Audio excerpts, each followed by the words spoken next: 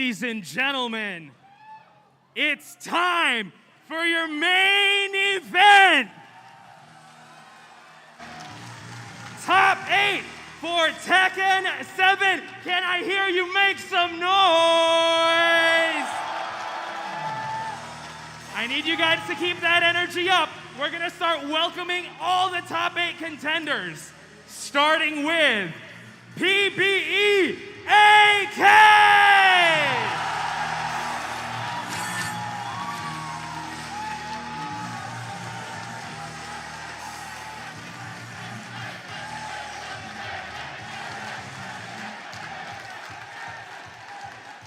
Put your hands together for Ashes Atif Bye!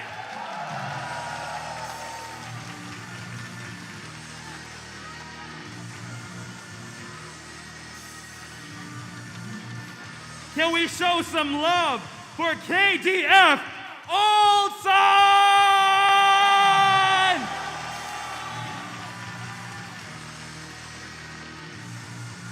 Put your hands together for Ashes Kasim Mir.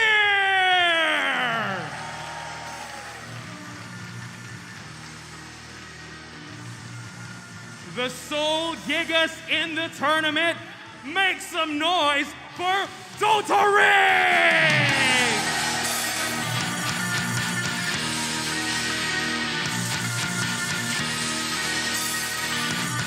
Ladies and gentlemen, let's hear it for Donuts USG Round 2!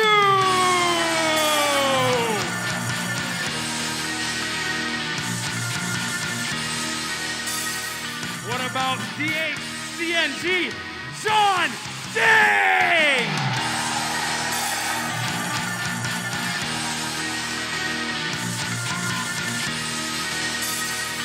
Last but not least, Talon's own Book!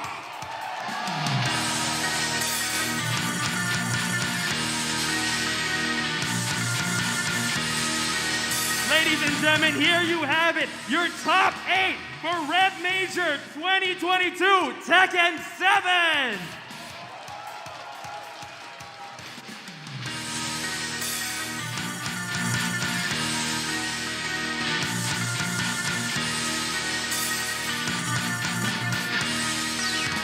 Thank you, players. You may exit the stage. All right, folks. I'm a little winded by that. I'm not gonna lie. Hopefully our casters are gonna pick up more of the energy.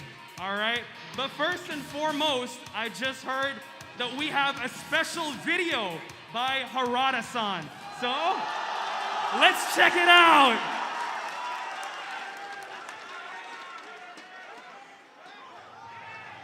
はい、フィリピンの皆さん、ちょっとね、今日僕、原田とマイケル、そして開発プロデューサーの中津もいます。ただ本当はこれ3人で、フィリピンに、レブメジャー行きたかったよね。めっちゃ行きたかったですね。なんですけど、今会社にいるんですけど、非常に忙しいので、行くことができません。なぜ忙しいのかは考えてみてください。またね、いろんな情報とか出していけると思うし、絶対、レブメジャーも行きたいし、それ以外の機会でもフィリピンには、行ける機会があれば行きましょう。ね、フィリピンほど盛り上がってる大会なかなかなくて、長いよね。あれほど盛り上がってる大会、いつもパワーいただいてる、ぜひ行きたいです。いつもねツアーいただいてますんで、フィリピン、また行きたいなということで、はい。ではフィリピン最高。最高。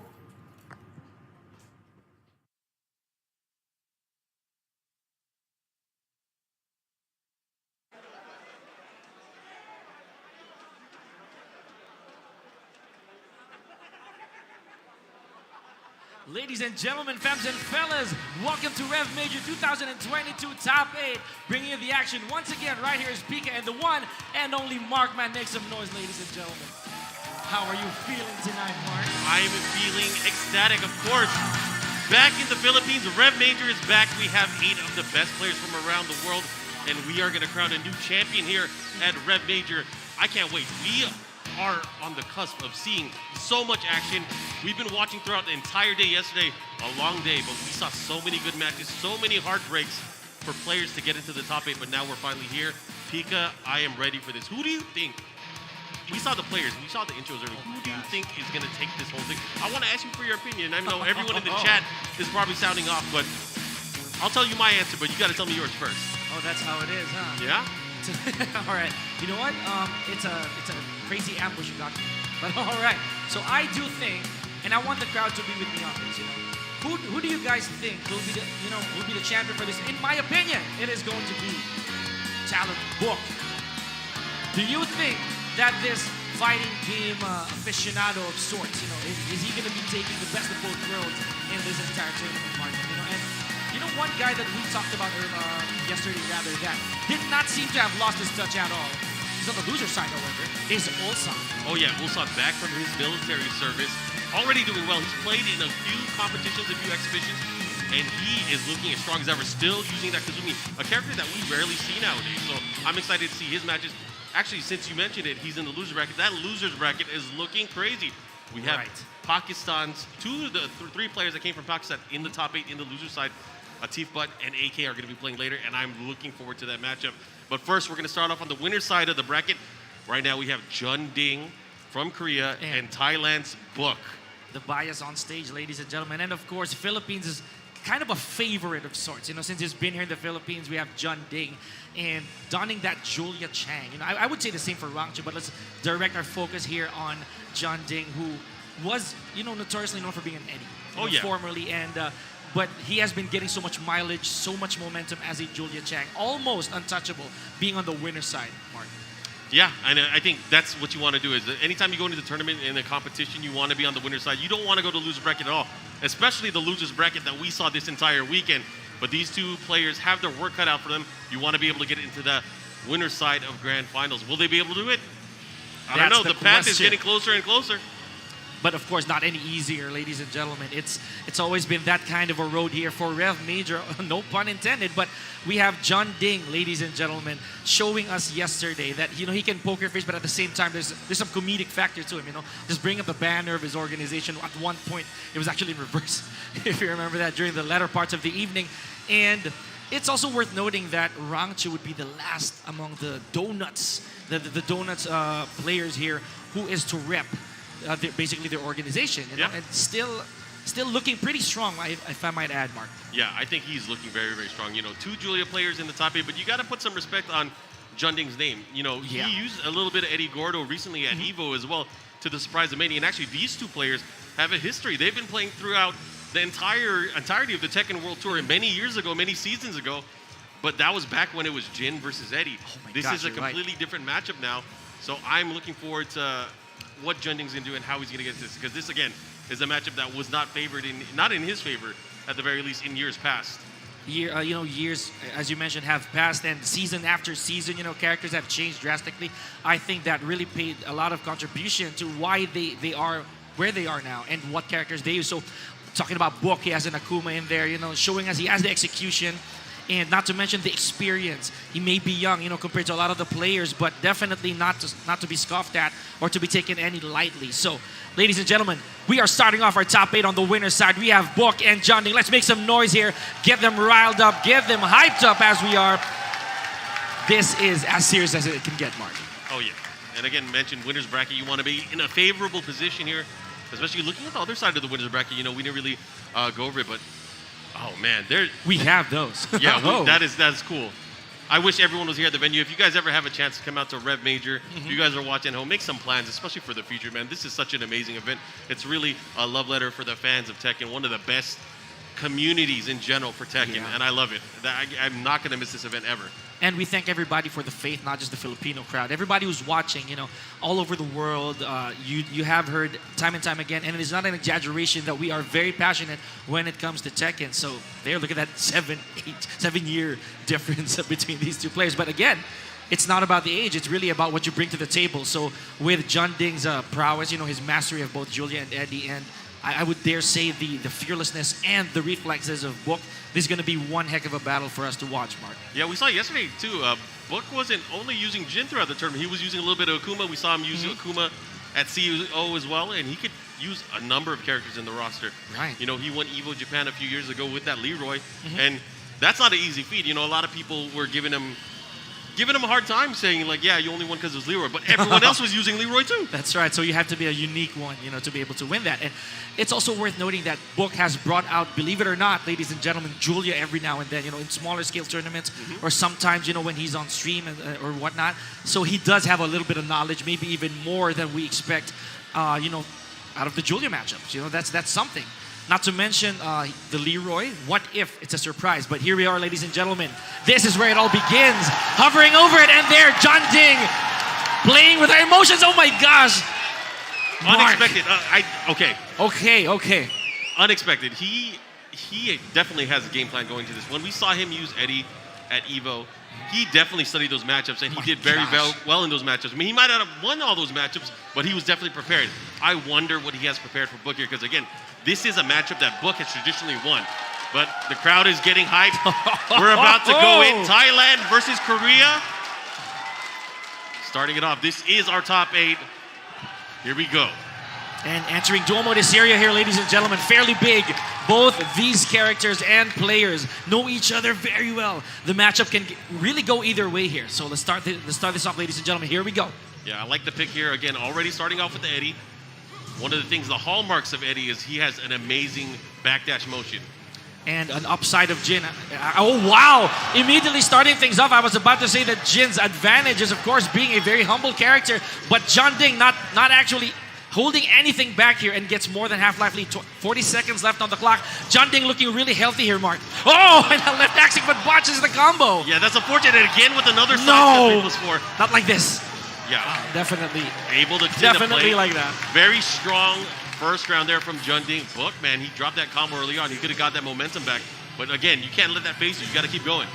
And it's very interesting. You know, a lot of players usually just hold their positions. You know, they don't want to go downstairs here in Duomo de Serie simply because it is a very big stage downstairs. But look at this, Book returning the favor with a lot of damage. And oh my goodness, this could be the end for John Ding in this round. There we go. 7 golden letters of perfect here from Book. Tying it up on rounds. Let's see how he can continue with this momentum. Ooh. But a big counter hit. Here comes John Ding. And he's already playing much differently than we've seen of Eddie's past. Using different combos, going for wall carry. Wow, very brave as well of Book there to actually release that stature kick. That is actually very, very punishable. Oh wow, a little too late on the hit confirm, but John Ding might just get this again. Here we go. Round number 3 goes to John Ding. And 2 of those elbows, Markman, have already given John Ding so much torque.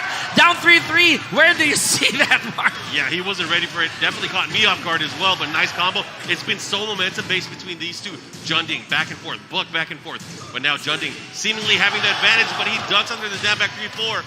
Awesome patience right here from Book, ladies and gentlemen, pushing him a little bit away, give some room, and we know that Jin does have a slight disadvantage when it comes to range. However, we know that Eddie is a character that cannot sidestep. So let's see if Book has a game plan here to contain John Ding. Oh, never mind. This should be able to close it out. The wall and the finish. Here comes John Ding, first game. With authority. It was combo after combo for John Ding.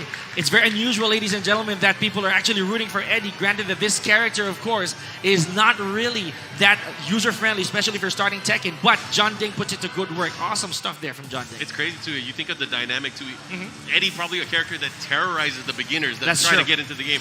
But at the highest level, you barely see him. That's right. One of the few Eddie masters that we see in high-level competition. This is awesome. I was about to say that no one would actually dare, if not brave enough, to actually pick up Eddie, especially against a character like Jin, who's super well-rounded. Now, Book opts to stay with Jin, and interestingly enough, he goes to Mishima Dojo, where there is nothing to break. There are no breakable walls, balconies, or floors. It's just a very, very subtle stage, just a square, basically. So let's see if this pick will actually favor Book. All right, I mean, it's going to have to. He's going to have to tie it up. Otherwise, he's going to be going into the loser bracket. John Ding with that momentum. He has been on fire thus far. Let's see if he's able to continue. Down 34. What's he going to do? How is he going to keep this pressure? Now we're starting to see the forward fours from Book. Trying to keep There him it is. Oh my gosh, he was locked and loaded, ready to go. And I hate being right all the time as well, Markman, in that sense, because that's a very risky move from a Jin to actually release the snatcher kick, but never mind, I have a hop kick of my own. And since you cannot step and you're ducking all the time as an Eddie, oh my gosh, a slippery kick went high risk, high reward right there is John Ding taking round number 1 again. Can I just say, Mark, that John Ding has been Mr. First Blood throughout this entire set. He wants all the smoke. He wants all the blood, and he's doing so well. He has hit every single move that Eddie has in the move list so far. This is crazy. Nice forward, keeping him there. Hot plate special now. Wow. Here comes the reflexes. Book with the parry into the can-can kicks. And that is enough. Oh, here, and the wall savage sword. Look at that, life lead gone. If you are hearing the sounds of what seems to be thunder, ladies and gentlemen, that is not the game. That is the audience right here in Rev Major, because everybody goes along with the hits. 30 seconds left on the clock, and Jun Ding throbbing red with his rage. And Book, oh my goodness, a little too slow on the back 2-1. Oh, slipper kicks again. That's not bad. He's still alive, but one mix-up could do it here. What's he gonna do? Sides, back 1+2. Again, a big risk, because again, if that got him blocked, he would have died right there. That is crazy. Good call from Book. You know, he just went simple right there. Jun Ding about to touch the ear of Jin with that back 1+2. 55 seconds on the clock, and now Book finally having a slight lead already. Good 1-2-3 attempt, and no pickup there for Jin. Yeah, it does recover a little bit faster there from any other of the relaxed transitions. So great scout there from Jun Ding, testing Book here. And look at this, very smart of Book. Actually, he is distancing himself from Jun Ding. Granted, how he's been receiving a lot of combos and costing him the rounds. He has to be slightly careful here, ladies and gentlemen. Oh! What a block right here from Book, sniffing it out. Gets a combo in. And the follow-up here, the wall pressure, this is where it's going to be decided. He's going to have to be very careful. Back to the wall. He can't really sidestep either, but doing his best to maneuver away from there. Good satellite moon attempt right there from Jun Ding, but what a block by Book off of the slippery kicks. 13 seconds left on the clock. Jun Ding is in dire trouble here, folks. Nice box. Oh my gosh! The hit confirm of Book. He's paying off and getting round number 3. He now has the lead in this game, Markman. Yeah, I like what Jun Ding is doing there. He knew a reaction was going to come, but unfortunately that down forward 1 was able to beat him out. Oh, he went for the launch. He missed it. That was launcher after launcher, ladies and gentlemen. And both players failed to capitalize, but does get a punish is Jun Ding. Look at this, so brave. And he manages to get in the head of Jun Ding here, ladies and gentlemen. Back to under the wall. Laser, geyser, ender, get that momentum. Watch for a wake up. Let's see what he does. He went for the wall standing 1, ended up putting on the brakes. He's going to have to be careful here. Goes for the mid.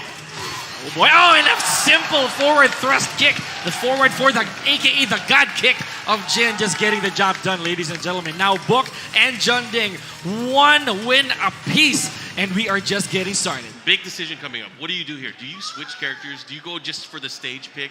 Because that could have gone either way. Oh. But it's all about momentum here. We are the character select screen. We know Jun Ding has options. He uses Julia. Julia is the character that we see most of the time, that we've seen most of the tournament. But he's hovering Lucky Chloe. The crowd is going crazy. Oh, no. And I don't think he should do it. There we go, a bit of a tease here, ladies and gentlemen, from Jun Ding. He knows that the Filipino crowd is behind him. Not to mention that it is Lucky Chloe, one of the most underrated characters in the game. He's hovering in, locks it in. Lucky Chloe. My goodness, Martin. Wow. Who would have thought today that we are going to see a Lucky Chloe, not to mention on the winner's side of top 8. He is putting it all on the line here. This is for favorable position on the winner's side. And I got to say, Jun Ding is such a crowd pleaser. He can definitely hear the crowd. Here we go. Listens. The And dojo. Ironically, we're landing right here again, ladies and gentlemen, Mishima Dojo. And it's worth noting that Lucky Chloe did receive some fairly good buffs in this season, you know. So maybe Jun Ding is banking in on it. As you mentioned earlier, he may have a plan, you know. He probably calculated the risks of going into this with a Lucky Chloe. And ladies and gentlemen, the Filipino crowd is 100% behind Jun Ding on this one. Oh my gosh! You don't see that very, you know, that a lot of hop kicks from Jin. I mean, Jin is not a hop kick specialist. Mm-hmm. But hey, anything you can do, I might be able to do better. Let's see if Jun Ding's going to be able to throw that same respect back. Running attack. And this is only a best 2 out of 3 as well, Mark. So Jun Ding is stuck with this. And this is his last chance as well. And the same goes for Book. Oh my gosh. He caught him moving. Able to take that opening round. The pick is paying off so far. There it is, hook fist for hook fist. Oh wow, fooled me once. Shame on you, but Book tries it. Oh, but drops the combo. Here we go. Tries to go for the gut kick. What a low parry from Book. Sniffing it from a mile away. There we go. Pushing towards the wall. Not going to get it because sidewall stun. But here comes Junding, Oh, wow. back one, the follow-up. Raising the roof right there is Junding with that back one. 37 seconds left on the clock. And Lucky Chloe at a disadvantage, raising the roof again. Here we go, goes for the mix-up. 30 seconds left on the clock. Book with a wall splat from Junding is in dire trouble here, folks. Oh! And it has to be a hop kick. What a control from Book. Here we go, one more, he can do it. Oh, he can go either way. Again! No. That is the second time we've seen that series low parried back and forth, and Book staying alive. Great reflexes, of course. Great presence of mind. Junding has to be hitting himself for that one. I think game plan-wise, the plan here, ladies and gentlemen, of Junding is to go fundamental as well, you know, with Lucky Chloe. He knows that there's a huge poke advantage here from Lucky Chloe, and there it is. Uh-oh, nice. Here comes Book, nice. We have him in the corner. What's Junding gonna do? Here we go, nice push to the wall here by Book. 35 seconds on the clock. This is plenty of time for Book to catch up on. Oh, but a little too short of the one standing for. And Junding with the proper conversion off of the side gets round number 3. Potential set point right here for Junding, ladies and gentlemen. Oh, what a catch from Book, but fails to maximize the combo. Yeah, not able to get it, but still has a chance. This time getting the hook miss. That is gonna push towards the wall. Gonna do some extra damage here. Laser Geyser, the follow-up, goes for the Demon Paw. Oh, and the God Kick connecting flash flood on Junding's Lucky Chloe. Here we go. What's the run-up, Oki? Very smart choice here for Book. Just taking his sweet time, and we're going to a final round. Ladies and gentlemen. What a way to start off the tournament. Both of these players going back and forth. Now to this final round. Wow, a sidestep. Oh my gosh. Down forward 2 series, has him at the wall. What's the mix? Here we go, nice, another stature kick here from Book. Oh, a heavy LLRK there from Book. Just went all in, and Junding capitalizing on that. All red here for Book. Marksman, what is gonna happen? He's gonna have to be careful because he can do it. There it is. Junding secures a spot in our winners finals. We will see him a little bit later today. Book now going to the losers bracket. This is gonna be crazy. Junding, gotta give it up. He is popping off. That is a long pop off. And a well-deserved one at that, ladies and gentlemen. So Junding, just out of nowhere, brings out the Lucky Chloe. It was 2 unexpected things. First, I did not think he was going to pick Eddie. Lost, yeah. and then picking Lucky Chloe. No Julia at all. No Julia needed. We'll save her for later. Tier lists don't matter at all for No. him, Mark. He's just, I'm going to go with my comfort, and that's what happens. You get the win, you get the crowd behind you as well, and you win in braggable fashion. You know, if I can say that. Ladies and gentlemen, let's give it up again for Junding. And of course, Book, who still has 1 life to spare down in the lower bracket. Yeah, we are going to go to the Really? other side now of the winner's bracket, and this is going to be a very, very fun match. Oh man, I can't wait to see this one. These guys obviously going to be getting ready for it. Let's go ahead and see some of the action that we just saw. Quick recap here, ladies and gentlemen. And here we saw Junding and Book just duking it out in the one with the series, a fairly big stage. And I think that's the plan here for Junding earlier on, you know, to be somewhere slightly compact. Yeah, he ended up making it work. You know, obviously it was back and forth here in this opening game, but a lot of adjustments from both of these sides. But again, it was all about momentum, and I feel like that's how it was throughout the entirety of the set between these two. Great stuff there from Junding, able to close it out. They went over to the Mishima Dojo, and that's when Book really started to turn it up as well. Wow, look at that parry right there, ladies and gentlemen. As a Jin, you would understand the risks that you will take, but of course the reward is definitely on your side if you do read right. So good stuff right here, both from Book and Junding there. A little too much on the slippery kicks there from Junding, so that's where Book started getting those wins. Yeah, he started feeling a little bit more comfortable here, forcing him into a really bad situation because right now Book was having a read on him, getting the right hits, interrupting at key moments that he needed to, and then it all came down to the back to the character select screen where he finally busted out the Lucky Chloe to the surprise of many, but also to the crowd's pleasure. It was awesome. I think Book as well was surprised with that 1-2 to the double slap hits, you know. I think he was on neutral at that point, but again, we take those, you know. That's a good call. And there, speaking of good calls, that was a very good call from Book. He didn't want to risk anything. Yeah, key moment here in round number 3 of the final game. He had that running 3 attack, the follow-up, able to close it out, and then from there on out, was going back and forth. We ended up seeing both of these players going at it, going to a final round, and that's really where Junding finally able to pull off into the lead and take the decisive round win and the placement in our winner's final. And that was the catalyst right there, you know, when Book actually went for an LLRK, the very first and last LLRK that he would go for that entire set. It really cost him a lot, so congratulations to John Ding moving forward with his potential twice to beat advantage. Fingers crossed here on whoever he's facing. Now, ladies and gentlemen, as Markman said, we are going to the dark side. You know, the other side of the winners bracket, you were just talking about potential. I think the potential of this match, the fact that we might see Gigas versus a bear is kind of crazy. I don't know if we're going to see that, but it's very possible, especially if things go very one-sided early on. You know, Doldering, very known for picking the big characters. Gigas is that big character. Looks like they've locked in. It's going to be Gigas versus Julia to start it off. Oh man, and that might be a kind of a problem as well for Gigas, if I may. You know, the lack of tools and the abundance of that for Julia. Those are going to be two different things here. So let's see how Doldering will. You know, it will most likely wiggle out. Oh my gosh. He picked Never Anna. mind, ladies and gentlemen. We're going to miss 50-50 here with Anna Williams. That's not Julia. So That is not Julia. No. My mind is playing tricks on me. I was not expecting this. This is a completely different matchup that I was envisioning for our winner's side, but I am ready for this. Just scrap everything we said earlier with the Julia for Rangchu, ladies and gentlemen. We're looking at Anna Williams. And Rangchu did admit this is one of his main characters in the past, so it's no surprise that he won. Oh my gosh! Right off the bat, a low parry from Rangchu, and it's going to go all the way to the wall for sure. Nice, gets the splat, the follow-up here.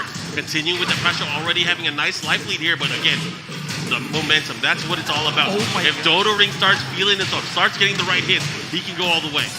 And I was about to say that the while standing one buff of Gigas is very, very useful here, ladies and gentlemen. End mill connecting right here for Doldering. Look at this shimmy! Oh my gosh, the forward 4-2. And he understands that there is no conversion possible in that angle. Nice block there, the follow-up, and looking able to close it out. You know, throughout the entire field of over 300 players, him getting here with Gigas, you have to put some respect on this character. That's right. He's been dubbed for many, many seasons and years as the worst character in the game. But Doldering begs to disagree, ladies and gentlemen. 48 seconds on the clock. And Rangchu just blocking and blocking. But one way or the other, Doldering believes that this forward 2 will hit. Assassin's Dagger, but drops the combo is Rangchu. That's unfortunate because that could have been big damage and also wall positioning. Oh, they trade the down too. Both missing the combo, missing the follow-up. About even on life here, wine opener. How's he going to get him? That's guaranteed. That is it.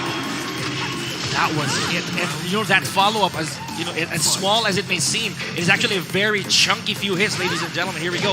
Nice Assassin's Dagger from Rangchu. Just goes on the offensive here, making sure that Doldering and Gigas don't get enough momentum. Oh yeah, he has the pressure by the wall. Oh boy. That's a good way to get out of it. Let's see what happens as he goes in. Goes for the big grab, unable to get it. Oh, that's going to be punished. What a nice attempt as well there for Doldering. Oh my gosh, crazy knuckle connecting. Goes for a running cross chop. You don't see that very often, ladies and gentlemen. Overkill, puts himself in a bad position. Yeah, he really wanted that overkill throw. Really trying to get that position, but unfortunate there. Very sad. The cat sets the follow up, and look at that. 2 rounds to 1. Rangchu looking really good here. Really strong opening pick. Look at this, forced to contest as Rangchu there from the down 3, knowing that Doldering is not at the advantage right there. Even after that low connects, here we go. Just keeping it simple is Rangchu, but enough damage to put Doldering half life, just 47 seconds in. Yeah, and now picking away at his opponent. Those down forward 1-2s, really putting in work here. My beating goodness. All of the options. I hate to say it, but Rangchu looking way too strong here in this particular matchup against Gigas. This is what we were talking about earlier as well, Markman. You know, Rangchu looking really strong, not just with the Julia Chang apparently, but also with the Anna. Just did his homework. And knowing that Gigas as a character may be slightly more sluggish than expected. Oh no! There is a surprise here for everybody, ladies and gentlemen. We have the Craig Marduk being brought out by Doldering. Marduk is a nice pick because it's going to give him a little bit more freedom, a little bit more offensive oomph. You know, as Gigas, he wasn't really able to get in that down forward 1-2. It was too much of a wall. But now, with certain things, he's going to have the back sway. He's going to have ways to get in the tackle. Well. There's a lot of different elements that he's going to bring to the matchup here, and I'm excited to see if it's going to work. And not to mention the diversity of throws that he can mix every now and then. And Marduk, just like Gigas, is actually a very heavy hitter, albeit with more tools, you know. So let's see. And also positioning themselves in Twilight Conflict, this could mean trouble for anybody who gets that balcony break advantage. So Marduk being a very splat-heavy character, that just might be trouble here for Rangchu. We'll see how it goes. Maybe it's not even going to get there. Rangchu, That's very right. content with using compact pokes, staying in his face. Let's see what happens. And we stand corrected too with being missed 50-50. Oh, but right off the bat, straight to the mount, and Ring gets that damage. It is what you were talking about, Markman. Right. Keeping that pressure there. Got him on the floor. Back to the wall. He's going to have to be careful. Switching positions here. There we go. Nice down forward 4. It doesn't look like much, ladies and gentlemen, but the moment you get hit by that, it is Anna's turn for days. Now 35 seconds left on the clock. Ballista fist connecting. Now Ring, look at this. Oh, goes for the enraged animal. Oh, right in front of Rangchu. There it is, but to no avail. All that nice action just to get blocked on the Python explosion. That's unfortunate. Right now, Rangchu again just playing very solid here. Oh! That's going to end it. He's going to rage art. There it is. He is going to get crushed, Markman. And Ring just turning the tides right here compared to that last match. Let's see if this is, again, the backup that Ring needed earlier on. That was a big break that he needed. Able to get around here, put a band-aid on some of the bleeding here. Let's see if Rangchu's able to bounce back. That's one way to do it. Cat said goes for the kick. The follow-up here, he's going to get the wall. Should be some beefy damage. What's the mix?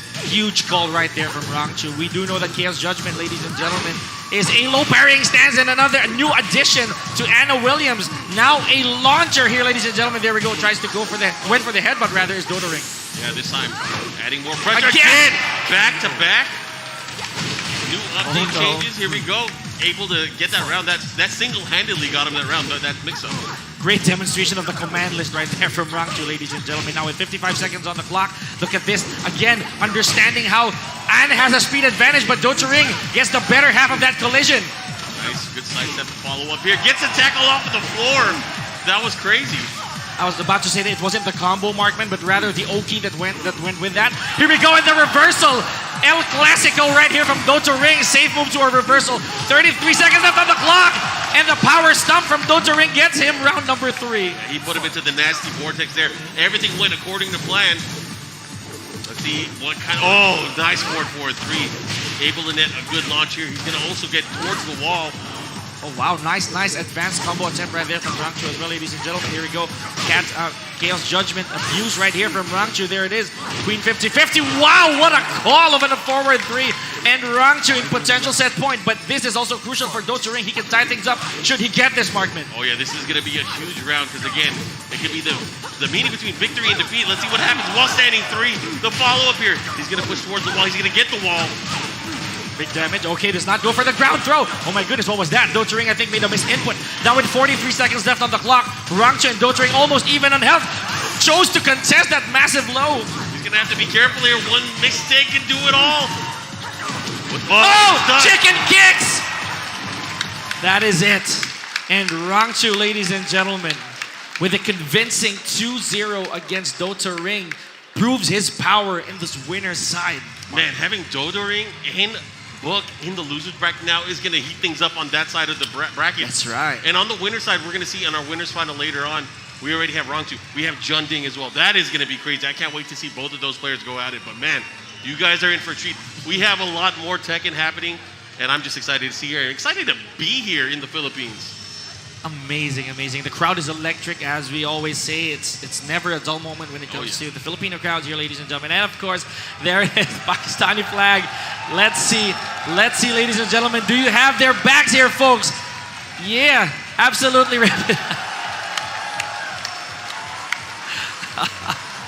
And again, this is what's fun about the Filipino crowd. You know, you'll never know who they're rooting for. Everything roars the same way. I think they just want to see some good Tekken, and luckily we've been able to see that the entire weekend thus far. Crowd is in approval. I like it. Anyways, we're going to go. Here we go. I'm excited for this. So am I. Casimir and Ulsan stepping up to the stage. Oh boy, as they're setting up, ladies and gentlemen, we'd like to thank everybody tuning in to REV Major 2022, everybody in attendance and those at home. Thank you so much. This is the top 8. In case you missed it, we already had 2 sets, Book versus Jun Ding and Rangchu versus Ring. So now, ladies and gentlemen, this, as Markman mentioned earlier, is one of those to look out for. It's one of his personal favorites, as we mentioned. He's really intrigued because this side of the bracket it's kind of like an indicator on how the end is going to be.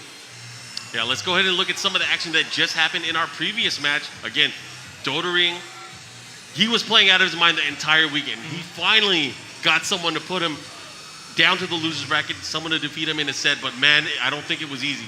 This pick from Anna was the surprise for me.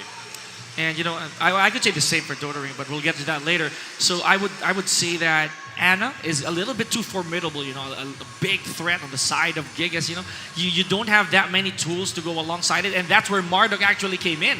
That's how the matches actually came way closer because of this Marduk. Yeah, I mean, that was a big pick. If you're going to fight fire, you might as well fight fire with fire. Marduk, definitely one of those characters that can deal a lot of damage, but did not have a lot of opportunities to do so. I feel like even though it did go to the final round, I feel like Rangju was in control most of the way. And if you're talking about fire, this is a pretty big fire right here in the form of Marduk, you know. We saw a lot of flashy stuff from Dotoring, you know, those stance cancels, go straight for those O-key combos, you know, just trying to get those tackles in. And it kind of saves you a little bit of mental health, you know, if I can say that, as a Marduk, because you don't have to do much, but the damage is there. But congratulations to Rangju. Oh yeah, we will see him later on going up against Jun Ding in our winners final. So I hope you guys are looking forward to that. As we shift into the losers bracket, again, these matches that you're going to be seeing from here on out until we get back to the winner's side, they're going to be elimination matches. Whoever loses is out of the tournament. So a lot on the line. This means, ladies and gentlemen, everybody who's here and at home, you're going to have to give your energy beams to who you're rooting for. Is it going to be Kasim Mir or is it going to be Ulsan? And this, ladies and gentlemen, is, again, very dangerous territory for both these players. You know, they did their grind. It's been a crazy first day. You know, we have 300 plus competitors yesterday, and it's no joke to be up here to be competing with your last potential life. And again, Ulsan surprising everybody upon his return, sticking with the Kazumi. I'm pretty sure that during his departure, you know, when he left Tekken for a little bit, that Kazumi is not the one he's you know, accustomed to. Yeah, and again, I just want to go ahead and give a real shout out real quick to everybody that's watching around the world, because there's a lot of people watching. This is a different time zone than, that's the beauty of the Tekken World Tour. It's always in a different time zone, but I see a lot of the community restreaming as well, avoiding the puddle, main man, level up your game. All you guys, thanks for spreading the love of Tekken. Let's make some noise for them, ladies and gentlemen. Yeah, gotta give it up. Gotta give it up. The community always putting Tekken on their back, so I appreciate it. Lots of love to you guys. I miss you guys. Awesome stuff. And yeah, I believe they're still preparing here, folks. So this is REV Major 2022 here. This is the major event for the Philippines in a series of how many all over the globe. And you know, this is how we give back to the awesome game that is Tekken. So thank you for sticking with us. You know, day one was crazy. If we're gonna throw back a little bit, it's been a roller coaster, and a big one at that. You said so, Mark. We've had a lot of 2-0s, a lot of 2-1s, down to the wire type of stuff, draws, you know, and we just can't say anymore. That's a lot of memories for you to withhold. Yeah, I mean, that's the thing, is these guys are fighting not only to do the best they can in the tournament, they're really putting on a show, and that's what I like about it too. There's that key balance here. We saw Jun Ding got coerced into picking Lucky Chloe earlier. That was crazy, and then I'm sure the crowd influence had something to do with that. Yeah, perhaps, you know. And I believe that it was his first entry here in the Philippines from years ago, where he made his most appealing impact. Very bubbly guy. He just takes pictures with everybody as much as he can. And he's a hero to a lot of these underdog character users, specifically the Capos and Lucky Chloe users. Yeah, you guys have a few of those here in the Philippines as well. One of which he faced yesterday, which is Hapon. Yep. But again, a different field, because Hapon was using Lei, and Jun Ding as a Julie, if I remember correctly. So that was crazy. That was crazy to begin with. And Lucky Chloe, as we mentioned earlier, one of the characters who did receive some good buffs for this season. So maybe, just maybe, Jun Ding's rationale is that I'm gonna pick this character, and you know, just goes toe to toe with Jin. You know, very, very complete character, if you may. Yep. Indeed. So again, we are getting ready for the match. Thank you guys for your patience, and thanks for watching throughout the weekend with us. Yesterday was crazy. Let's talk about some of the matches. A lot of the matches weren't even on stream. That's true. It's unfortunate. With so many good players and so many good matches that are happening, we tried our best to capture everything, but of course, unable to do so.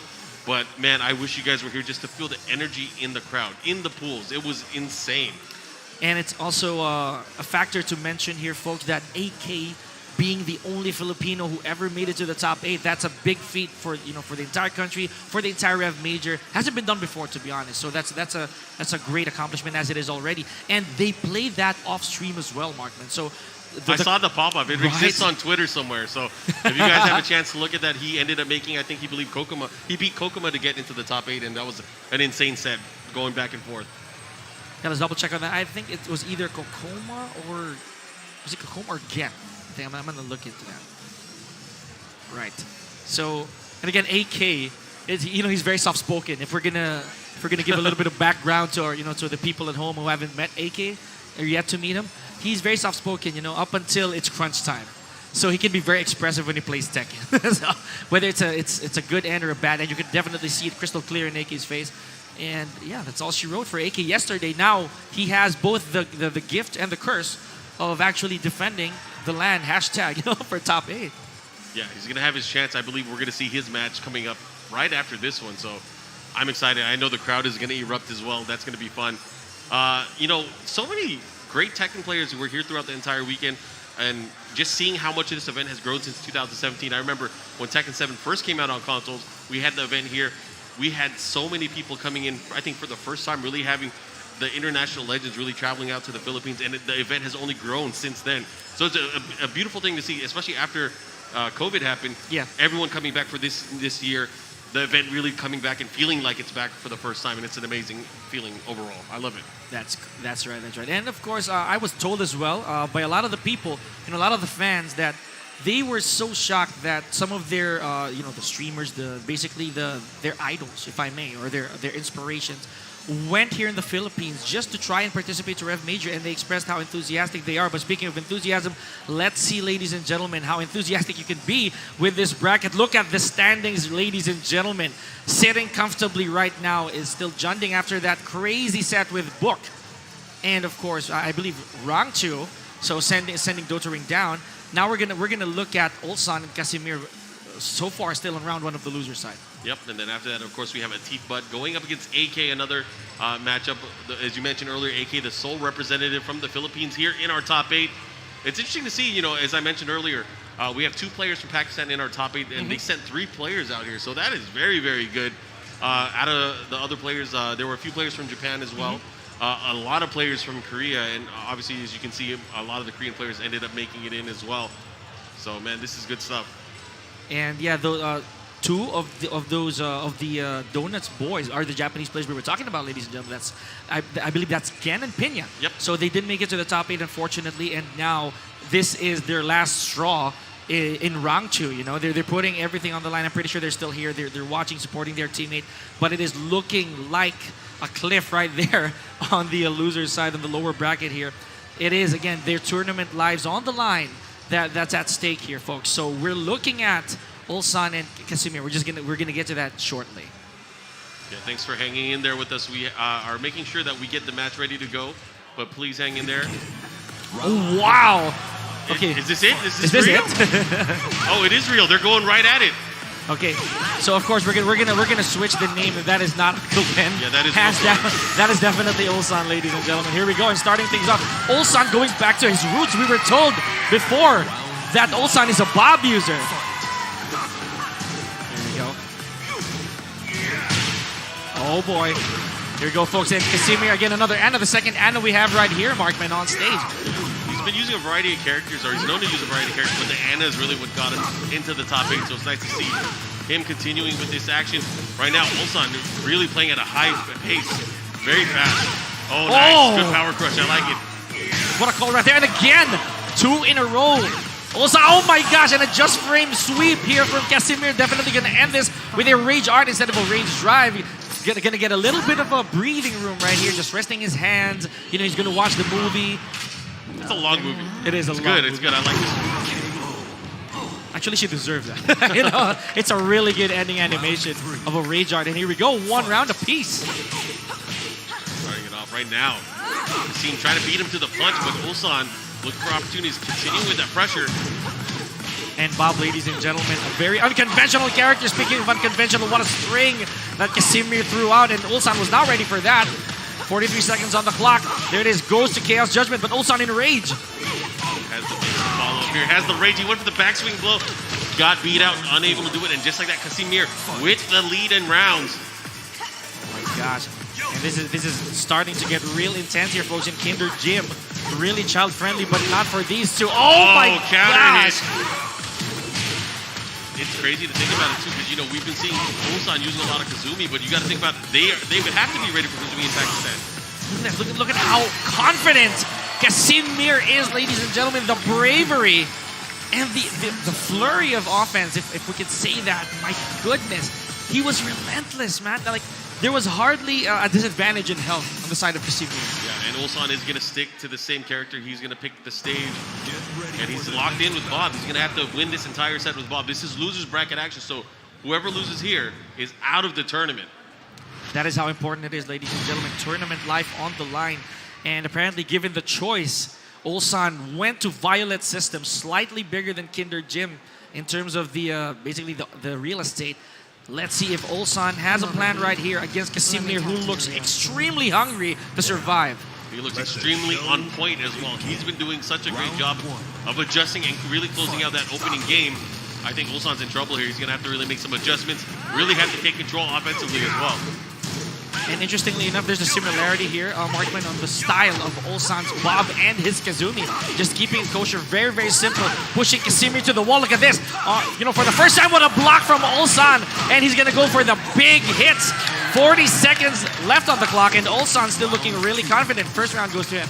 Yeah, one great thing about Ulsan is he has great reflexes, able to make some adjustments here, and really play using those compact tools to his advantage. And I like it. It's really hard to do it because, Casimir, he's not taking too much risk either. Big counter hit, the follow-up. And I don't think he really minds, ladies and gentlemen, that Bob is one of the characters who really did get nerfed. But don't look now, Ulsan is in a bit of trouble here with his back against the wall. Casimir still applying that pressure, but keeps a little bit of distance compared to a while ago because Ulsan's still brave from that last round. Oh, this is going to hurt. That is it. This is going to hurt. He's going to be dead. And again, great step there. Able to get that full string, which guarantees the follow-up there. Great round back. Tied up on rounds here in game number 2. Ulsan, I'm pretty sure he has a rational explanation as to why Bob is the pick here for Anna Williams. Remember that Bob does have the range, but Anna Williams, whether or not he goes for the 50-50, did not pull the trigger while standing 2-1. I think it's just a level of familiarity. You got to think about it again. The pick of Kazumi is, and Pakistan is probably so used to Arts and Ash's styling within Kazumi, which is very similar in some regards. And yes, Bob being an uncanny character that you usually pick for tournaments, I believe that Ulsan may be banking on that. As you mentioned, the unfamiliarity, the anonymity of this character. 23 seconds left on the clock, and Casimir needs to catch up to Ulsan. Assassin's Dagger block again. Well-placed folks here, going back and forth. No one really doing any damage. About 12 seconds left. What's going to happen? Big decisions have to be made. Oh my gosh. Ulsan! Oh, he caught him. The call out with the down forward 2. He's going to be able to get this advantage. Time is on his side, and he's unable to do it. Not enough time. It is, again, dangerous territory right here for Ulsan, ladies and gentlemen. Casimir in potential set point and could send Ulsan home. Tried to go for a power crush. Here we go. Ulsan now needs to be very careful again. Got swept by Casimir. He needs to get the wall here. This is going to be scary. How is he going to deal with it? The mix-up goes to the mid. Here comes Ulsan. Ulsan does have rage, though. Crazy contesting here, ladies and gentlemen, from Casimir. Does not care if Ulsan is in rage. He knows he has the life lead. Oh my gosh, what a whiff. Hell sweeps. Ulsan slightly catching up, and what a block from Casimir. He sends Ulsan home. Gotta give it up for Ulsan. Ulsan getting 7th place in this tournament. The first elimination thus far, ladies and gentlemen, is KDF Ulsan. Gotta give it up to Ulsan. Ulsan back from his military service, back into Tekken. Again, you guys gotta give him a round of applause. Give it up for Ulsan from Korea. But we will see Casimir later on in the losers bracket. Again, Pakistan with the approval. Man, this guy must get paid to do that every single time. That's crazy. He's on point. He's ready with that. You know, when you catch him around the venue, he doesn't have that flag. It's probably in his pocket. Yeah, he just pulls it out. We are ready, so congratulations. Let's go ahead and look at some of the action that we just saw between Ulsan and Casimir. Pakistan and Korea. Oh, the crowd is cheering like crazy. Can you guys hear that energy? I'm pretty sure everybody can spell here, ladies and gentlemen, so we're going to see that in a bit. But for now, this is what transpired earlier between Ulsan and Casimir. So Anna Williams really coming into play, Markman, with these 50-50s, you know, and it's again, it's a very commendable thing for you to be an Anna Williams player, but don't exactly rely on that mix-up. Did you just say it's commendable to be an Anna Williams player? I will put some respect and we'll review that later. But man, that was really impressive display of Anna play. from Casimir. He really shut down Ulsan, especially in the second game. Very obvious, especially in that round where the time was running out. That was very, very impressive. And I think it was just a tough draw. I mean, Ulsan had to rely on Bob, and it just really didn't work out. He had some moments here where he had some offensive flow, but again, once he started having to put risk into it, especially towards the end of the round, Casimir could kind of sniff it out. He was able to block that hell sweep, clutch in time, block everything pretty much, and just really come out on top. And great stuff to Casimir. We'll see him again later, as mentioned. I like the fact as well that Casimir was actually really abusing Assassin's Dagger. I just have to say, Anna Williams, that's really her bread and butter. You know, like she's not Anna without it. Yeah, you gotta set up the offense somehow. And that's one way to do it. There was one time there was even a drop, I think, or rather no drops, but hardly any counter hits. But nonetheless, ladies and gentlemen, Casimir, that's it for you. Still surviving again, skin of his teeth right here, ladies and gentlemen. No more life to spare. Whoever he faces next is another journey towards the top. But speaking of, I believe, country fellow, you know, he is up right now, ladies and gentlemen, on stage against the Philippines' own PBE AK. And you heard the crowd, ladies and gentlemen. They were roaring, keeping this kid energized. And they're spelling it out for you, Markman. I feel like I don't even have to do commentary. The crowd's just going to be cheering the whole time. This is amazing. So AK from the Philippines going up against Atif Butt from Pakistan. And who knew we would see this matchup? You know, when I first saw EVO Japan, I believe it was in 2018, when Arsenal and Ash made it to the finals against AK. That was really the first time we got to see Pakistan versus the Philippines on an international stage. And here we are again, many years later, seeing Pakistan versus the Philippines again. But this time, in the motherland, in the Philippines. The territory of AK here, ladies and gentlemen. And we are looking at the big gun immediately from AK. Does not put on a meat shield. He goes straight to Shaheen.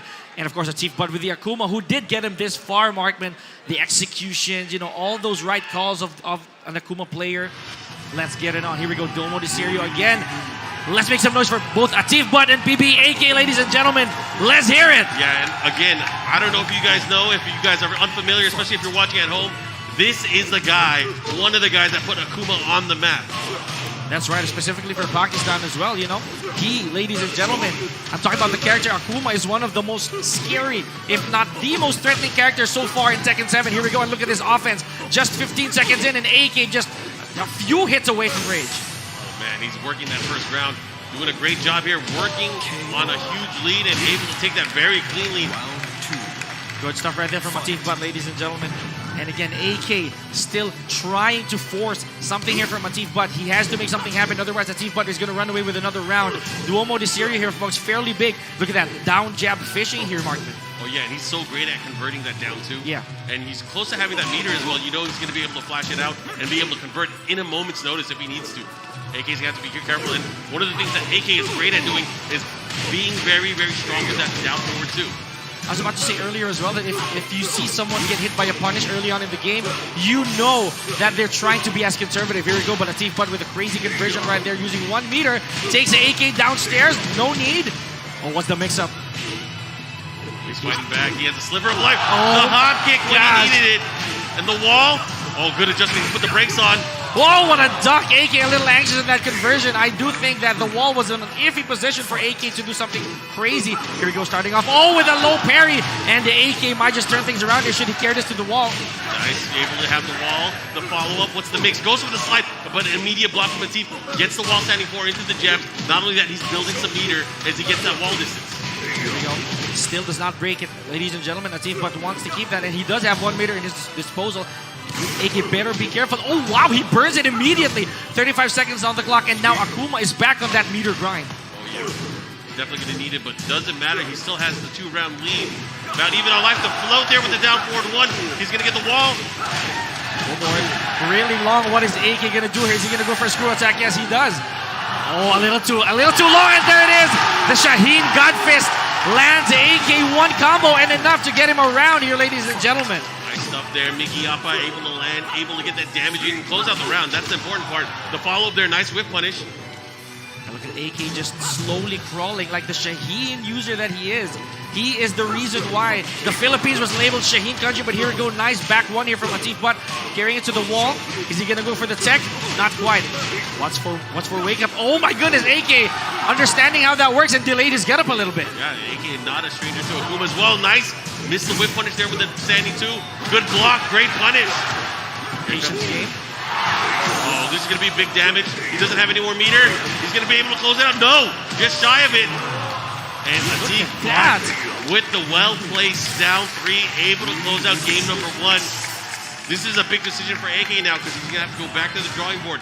Is he going to use Shaheen or is he going to pull out another big gun, another weapon in the arsenal? So another big gun might mean that you will use the same character. Should that be the case with AK Dare? Will he defy expectations here, folks? And you are hearing the crowd as loud as they are with all that tremors in the ground here, Markman. That is crazy. I love this feeling. Let's go, AK. I'm not supposed to be biased. No, nobody. I mean, but the guy has a flag in the crowd. Definitely. And behind his screen, ladies and gentlemen, so it is no surprise if AK sticks with the Shaheen. You know, it did get him around. Oh my goodness, hovering. Is he gonna go Demon versus Demon? And he does, ladies and gentlemen. AK, as I've said before. You know, a wise man once told me. Yeah. You cannot spell Akuma without AK. Hey, that's right, ladies and gentlemen. So if the man cannot do it, the demon will. AK gets his hands dirty with this Akuma. Wants to give a little bit of a taste of what Akuma can do as well. Let's see if AK did his homework here, ladies and gentlemen. Knowing that Atif Butt, well versed and familiar with this character. Is he gonna bring something new to the table? If any country and any player is gonna be prepared for it, it's gonna be a player from Pakistan. So I'm excited to see how this is gonna play out. But again, this is a different demon as we go into this match. Again, game number 1 went to Atif Butt. He's in the lead right now. AK making the switch to Akuma. Wow. Let's see what happens. And for those watching, Atif Butt's Akuma is the one wearing purple, and AK with a shiny silver outfit here, just so we don't get confused. Tries to go for a pistol squat. There's an axing from Atif Butt. Oh ho ho! One way or the other, that was gonna happen, Mark. Yeah, firing it up. Getting people ready, the running 3, the pressure. And AK just very content with kind of waiting for his opportunities here, but Atif Butt, you can see how comfortable he is in this matchup. There's a jump in at the right time. He's gonna get the wall here. Will he use meter? He's not gonna get it in time, doesn't matter, it's gonna be enough. No need there for Atif Butt, ladies and gentlemen. It is very important for any Akuma player to pay attention to his meter build, because that is what is gonna spell victory or defeat, should you not use it properly, or if you can, actually. Ladies and gentlemen, here we go, 55 seconds left on the clock. AK trying to get something started here. Oh, what a step there. Sidewall stun, unfortunate there, but he still keeps him right there. That's the key right there. Nice jab, anti-air from Atif Butt. He's gonna push towards the wall. Saw that tiny sidestep as well there, Markman. Here we go, Atif Butt trying to get back the health that AK took from him.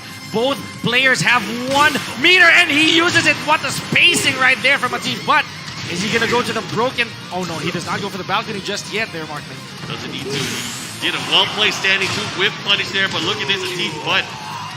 Very dominant here. Crowd, AK needs to hear it if you want him to win. Give that energy, ladies and gentlemen. Atif Butt in potential set point, but AK not out of this yet. He does have 1 meter in his disposal and is building a second one. Here we go, good punish from Atif Butt. Vermilion is looking really dark here, folks. AK does that meter. This is where it gets dangerous, but Atif, as soon as I say that, uses the meter himself, getting all this damage and the mix-up at the wall. This is where it's scary. AK does not pull the trigger here, ladies and gentlemen. That is not the call. Pistol squat connecting. 35 seconds left on the clock, but AK did not believe. And now he does. There it is. For signs of life here for AK, folks. There you go, the follow-up. This is where it's going to be big. Once the mix-up goes for it, he gets it. He should be able to get the round, and that's going to close it out. Oh! Here we go. AK on the scoreboard. 2 rounds to 1. Punching back as an Akuma, ladies and gentlemen. He is not out of it yet. Oh, what a block of the pistol squat here, and Atif Butt will carry this to the wall, and he does have 1 meter. Still looking comfortable here as Atif Butt goes for a tech trap, does not bite it. AK. Oh, this is big. He has the opportunity here. He might be able to close it out, especially if he gets the wall right the way he wants it. 1 more hit can do it. Oh! There it is. Atif Butt, ladies and gentlemen. Eliminating the country's representative here at REV Major 2022, AK. Let's hear it, ladies and gentlemen, for AK.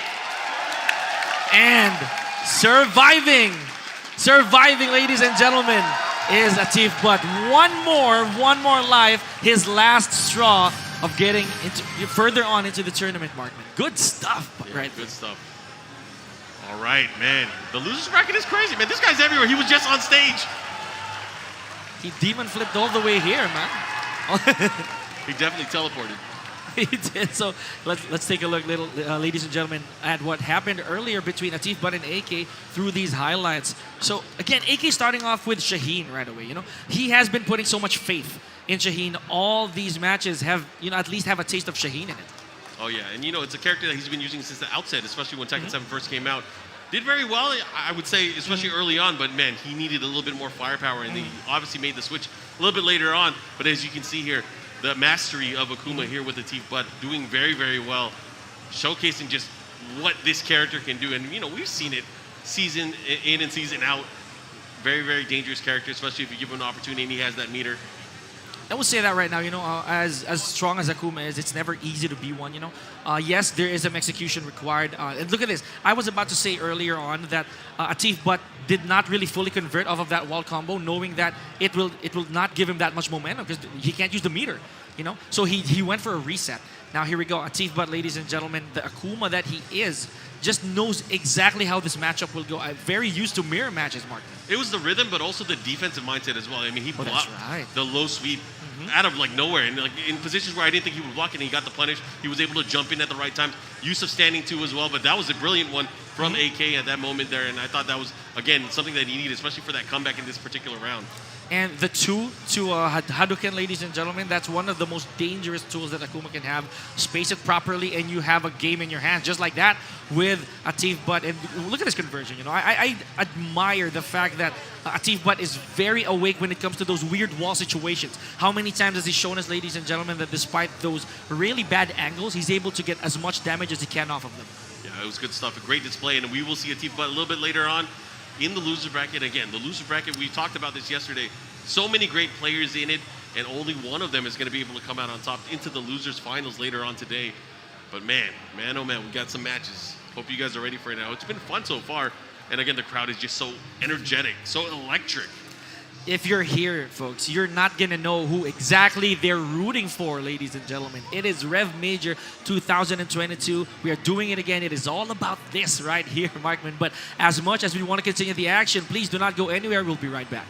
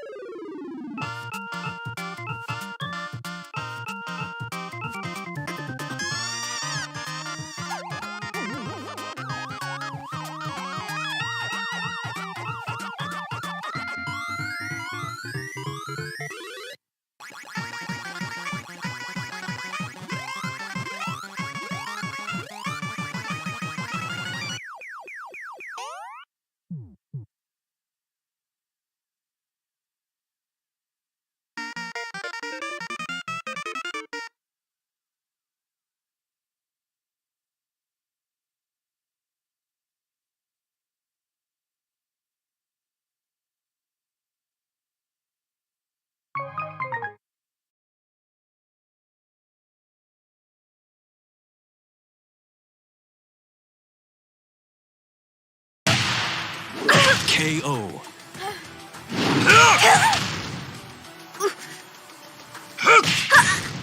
Sa totoo lang, kapagod talaga ang trabahong to.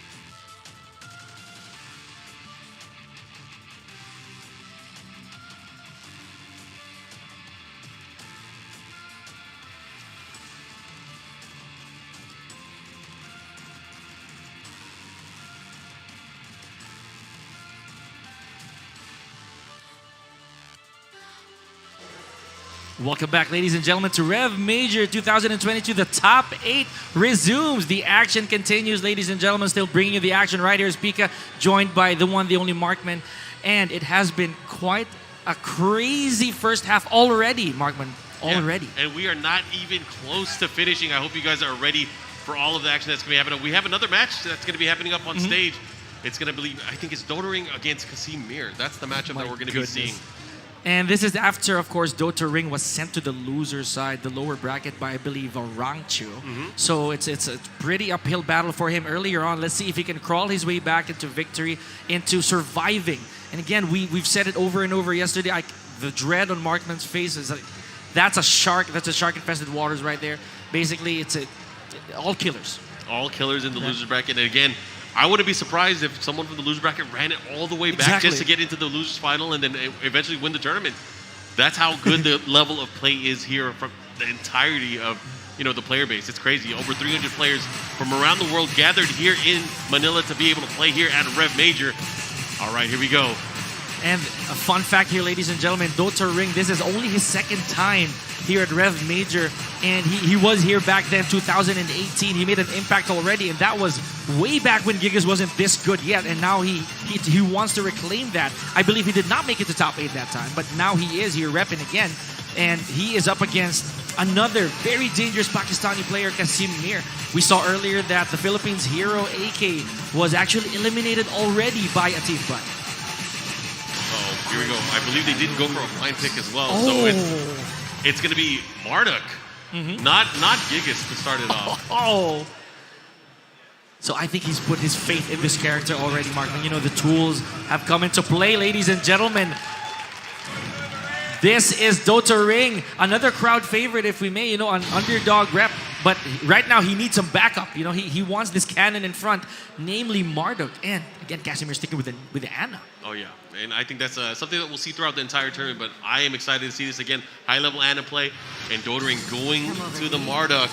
Let me talk to you. In the Mishima building as we start this off. Losers bracket action. Again, another elimination match. Whoever loses here is out of the tournament at 5th place. So let's see how this plays out. We cannot stress this enough, ladies and gentlemen. The loser goes home. Oh, wow. Just like that. Just tackling Casimir. Endmill. Here we go. Dota Ring on the offensive. He knows that if he gives a little bit of momentum to Casimir, it might just be trouble for him. Nice low parry from Dota Ring. Goes for a full combo. Look at that damage already. Oh, and now going into the BTS. Goes for the stomp as well. Tries to charge it up to follow up. And nice sidestep there from Dota Ring. Here we go. Oh, goes for the just frame hand sweep again. Takes it to the wall. Casimir does not pull the trigger yet on the rage drive. He knows there's a lot of work to do. 30 seconds left on the clock. What happens? They both have rage to forward 1+2. The follow-up, what's he going to do? How's he going to react? Nice duck, but not going to punish. He could have had the launch. He could have had the kill there. That might cost him a little bit. Look at that. He attempted to parry that as well. Dota Ring, ladies and gentlemen, might have let some opportunity go right there. Oh, wow, everything connecting. What is that? Dota Ring, ladies and gentlemen. Look at the red. What is this, Akuma? Goodness, here we go. Nice sidestep. Oh my god. Markman. What is going on? Is Dota Ring, ladies and gentlemen, is he letting this go? Nice endmill. Nice. Goes for the attack. The follow-up here. He has a good chance, but he's at the wall. He's going to have to be careful. Oh, and that's it. The chops. The contests of Dota Ring have been giving him a lot of troubles here, Markman. Yeah, and potential already. Yeah, the top of the building now. Again, the big... I mean, he had a chance there. He should have had at least a round. Oh, my goodness. What an evade. And what a launch punish for it. That was crazy there. Anti-tackle. Oh, man, this is not looking good. Everything's connecting, Markman. What is going on? 43 seconds left on the clock, and Dota Ring is now enraged. This only means that he has a lot of work to do. Nice Ballista Fist connects. Oh, did you see that attempt from Casimir? And a rage art! Oh, no, Dota Ring, I feel for you. I feel for you so much. That, I can't even explain what happened. That was crazy. And I think that was a very subtle way of Kasim saying, hey, you should pick the other character. Marduk did not work. Marduk is on strike. I don't know what happened there, but unfortunately, that rage art, that sequence, you know, if we pause the time right there, we'd be like, yep, it's over. He has enough life. It's done. But no, the cameraman fell asleep. He sneezed at that exact moment. And he's switching. He is going to the big red machine. Yes, he does. And you know, that is going to haunt him even in this It's game. gonna haunt me. Definitely. It's gonna haunt everyone in the crowd. That was crazy. Gosh, Marduk not looking at where he actually addresses that rage art too. And Casimir, I think he even let go of the lever already. He was ready to take that round as a loss, but here we go, geometric plane and Dottering, ladies and gentlemen. He might need a little bit more of your energy going into this. Clearly, the Marduk, as Markman mentioned, you are not ready for this matchup right now. All right, here we go. Big gig ass as we go into the action.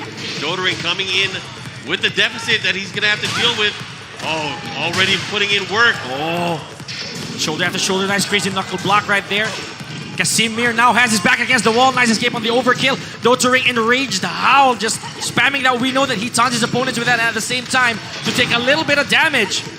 Nice, he was able to make the catch here. Let's see what happens. Casimir waiting for these opportunities. He does have to deal with the life disadvantage. What a contest from Casimir. He does have rage. What a block from Dottering, but again, that's what we were talking about, Markman. He lets those little things go. And of course, with emphatic posture and poise, here comes Dottering. Oh wow, misses a whiff punish as well. 53 seconds left on the clock, and Dottering tries to pressure Casimir. Look at this, but eating everything up. Yeah, the entire move list is coming at him. Oh, now getting pushed towards the wall. He's gonna have to be careful. Life disadvantage. Dottering trying to fight back. Again, it's just back and forth between these two players, trying to find that momentum, trying to find a way in. Compared to Marduk, however, the Gigas is doing a little bit more work here, Markman. 30 seconds left on the clock. Let's see if Dottering can strike a little bit of fear from Casimir. There it is. What a punish. Here we go. 24 seconds left on the clock. Nice punish right there from Casimir, but one away, and he gets another round. One apiece here, ladies and gentlemen. And he caught him looking, man. That was brilliant offense at the very end of that last round here from Casimir, but a down two. Able to find it smart. Not just that, he's going to get the ball. Let's see what he does. Nice mini conversion right there from Dottering. Oh, he went for the golem stance, and there it is. Rolling forward to a launcher is Casimir. Big damage. He just gave it all back, Markman. Yeah, that's unfortunate. You hate to see that kind of stuff happen. Right now, the pressure, Casimir has him at the wall. Dottering's going to have to be very careful, and that's one way to get out of there. And again, look at this. The speed of Anna Williams coming into play here. What a smart call from Casimir, jumping at the right time, evading the raise drive, any potential set point, and eliminating Dottering from this tournament. As soon as the gate dropped, as soon as the blue flash, he was already in the air. Great reflexes there from Casimir, ready for this matchup. Here we go now, pushing towards the other side. He's going to go towards the wall. Absolute bravery right here from Casimir. Does not care at all if Dottering blocks or doesn't. That sweep, here we go. One standing, one counter hit. Goes for an overkill a little too early, Markman. Yeah, he didn't wait for the tech roll to follow up here. Let's see what happens. Again, Casimir looking really, really strong, but Dottering with the rage. You can never count him out, especially this big red machine. Good call right there. Oh, what a sniff from Casimir. And just like that, ladies and gentlemen, he moves on and eliminates Dottering from REV Major 2022. What a wonderful show of and a perfection from Casimir. Yeah, and we will see him a little bit later on. But you guys, you got to give it up. Dottering ended up getting 5th place here at REV Major, representing with that gig ass. Great work. Where that dude is? The flag's not here? No, the dude ain't here. It's probably in the restroom. He's on break. We'll see him later. There's still players. But congratulations to Casimir. Yeah. Definitely showing us that Anna Williams, a force to be reckoned with, not to be taken any lightly, you know. Oh my goodness. Let's take a look, ladies and gentlemen, at a quick recap of what happened earlier. I think that Rage Art is definitely going in there. Oh yeah. So, I mean, there were so many instances, not just that. I mean, for me, when he went for that tackle in this game, and then he did the little backflip to evade it and get the launch, that was insane. He was locked and loaded, ready to go. I'm sorry to cut, but I think that sequence right there, oh my gosh, heartbreaking, absolutely there for Dottering. And I was about to say that 4-hit kick string was very unusual to have connected each and every single one. And it gave Casimir, as you mentioned, was that an Akuma giving that much damage? Yeah, he had all the meter for that one. And right now, he made the switch over to Gigas. Putting in the work, but again, just back and forth action, but a lot of the preparedness. Casimir ready for this matchup, knowing key sequences, able to stuff the rage drive, not once, but twice. There's the second time, and that was enough to close it out with the wine opener. So great stuff again from Casimir. Very, very prepared for both of those characters, so good stuff. You know, one thing that we actually commend the Pakistani players for is that they have really good long sets, you know, for character mastery, matchup knowledge, and I think that really, you know, it pays off, for lack of a better term. They really just reap the benefits off of knowing these characters, and eventually they just go for the player matchups. How does this player apply his timing to me? You know, stuff like that. And the good stuff right there. I have nothing to say about Casimir. I have nothing but good things to say about him. But man, again, we're gonna go to the main stage as we get our next matchup. It's gonna be Book versus Atif Butt, and this is gonna be a crazy match. I'm pretty sure the flag guy's here somewhere already. You know, he can't miss one set, you know, of not showing that flag here. But Book has his hands full on a really hot, really ready Atif Butt here, ladies and gentlemen, eliminating the country's own AK. This is a scary situation because you got to remember this is still 2 out of 3. Yeah. Losers bracket, whoever loses is out of the tournament. The pick or the initial pick for your character is huge here. And we know Book, he can use a number of characters. Last time I saw him play against a really good Akuma player, he picked Akuma himself. That was against Super Akuma at CEO. What is he going to do in this situation? We already saw AK try using the Akuma against Atif Butt earlier. But what's going to... Oh, wait. Oh, my gosh. That was his main character prior to switching to Akuma. So he is picking Steve Fox. And I think that's a strong pick because Steve against Jin, that's a matchup that, you know, Book has always struggled with in the past. That's right. And Jin in general actually has problems with this really swift character we know as Steve. You know, counter hit player, counter hit character. This is going to be one for the books. And in Devil Spit, nonetheless, you know, there'll be walls in the beginning, first couple rounds, but as soon as you hit the potential final round, it all disappears. So let's see, ladies and gentlemen, Talon Book versus Ashes Atif Butt. Jin versus Steve. Here we go. Round 1. This is awesome. Did not expect to see this pick, but right now, Atif Butt with that Steve Fox. Let's see if he's able to really keep the pressure on Book. Nice. And can I just say, Markman, that I expected none of this from either one. Oh, yeah. Right? Here we go. Good flurry of offense from both players right here. Look at this Book doing his laundry, ladies and gentlemen. 43 seconds left on the clock, and Atif Butt with a running 2. Gets a chunk of damage, and oh my gosh, the left hook all the way to the wall. But bad estimate, never mind. The dirty boxing does the trick, and Atif Butt gets round number 1. Able to get that very, very confident, very clean as well. Oh, nice. He's going to get that. Oh, wow. Unusual jinxing of a combo right there, Markman. Here we go. What a conversion from Book, but a little shy of the wall. 50 seconds left on the clock. Oh boy. Rocket launcher doing its job here. Now Book's back is pinned against the wall. Look at this flicker harassment from Atif Butt. He's going to have to be very careful here. The peekaboo attacks, the follow-up here. Just look at this pressure by the wall. Atif Butt is all over him. And Book, he's going to have to figure something out right now at the bottom of the stage. No walls.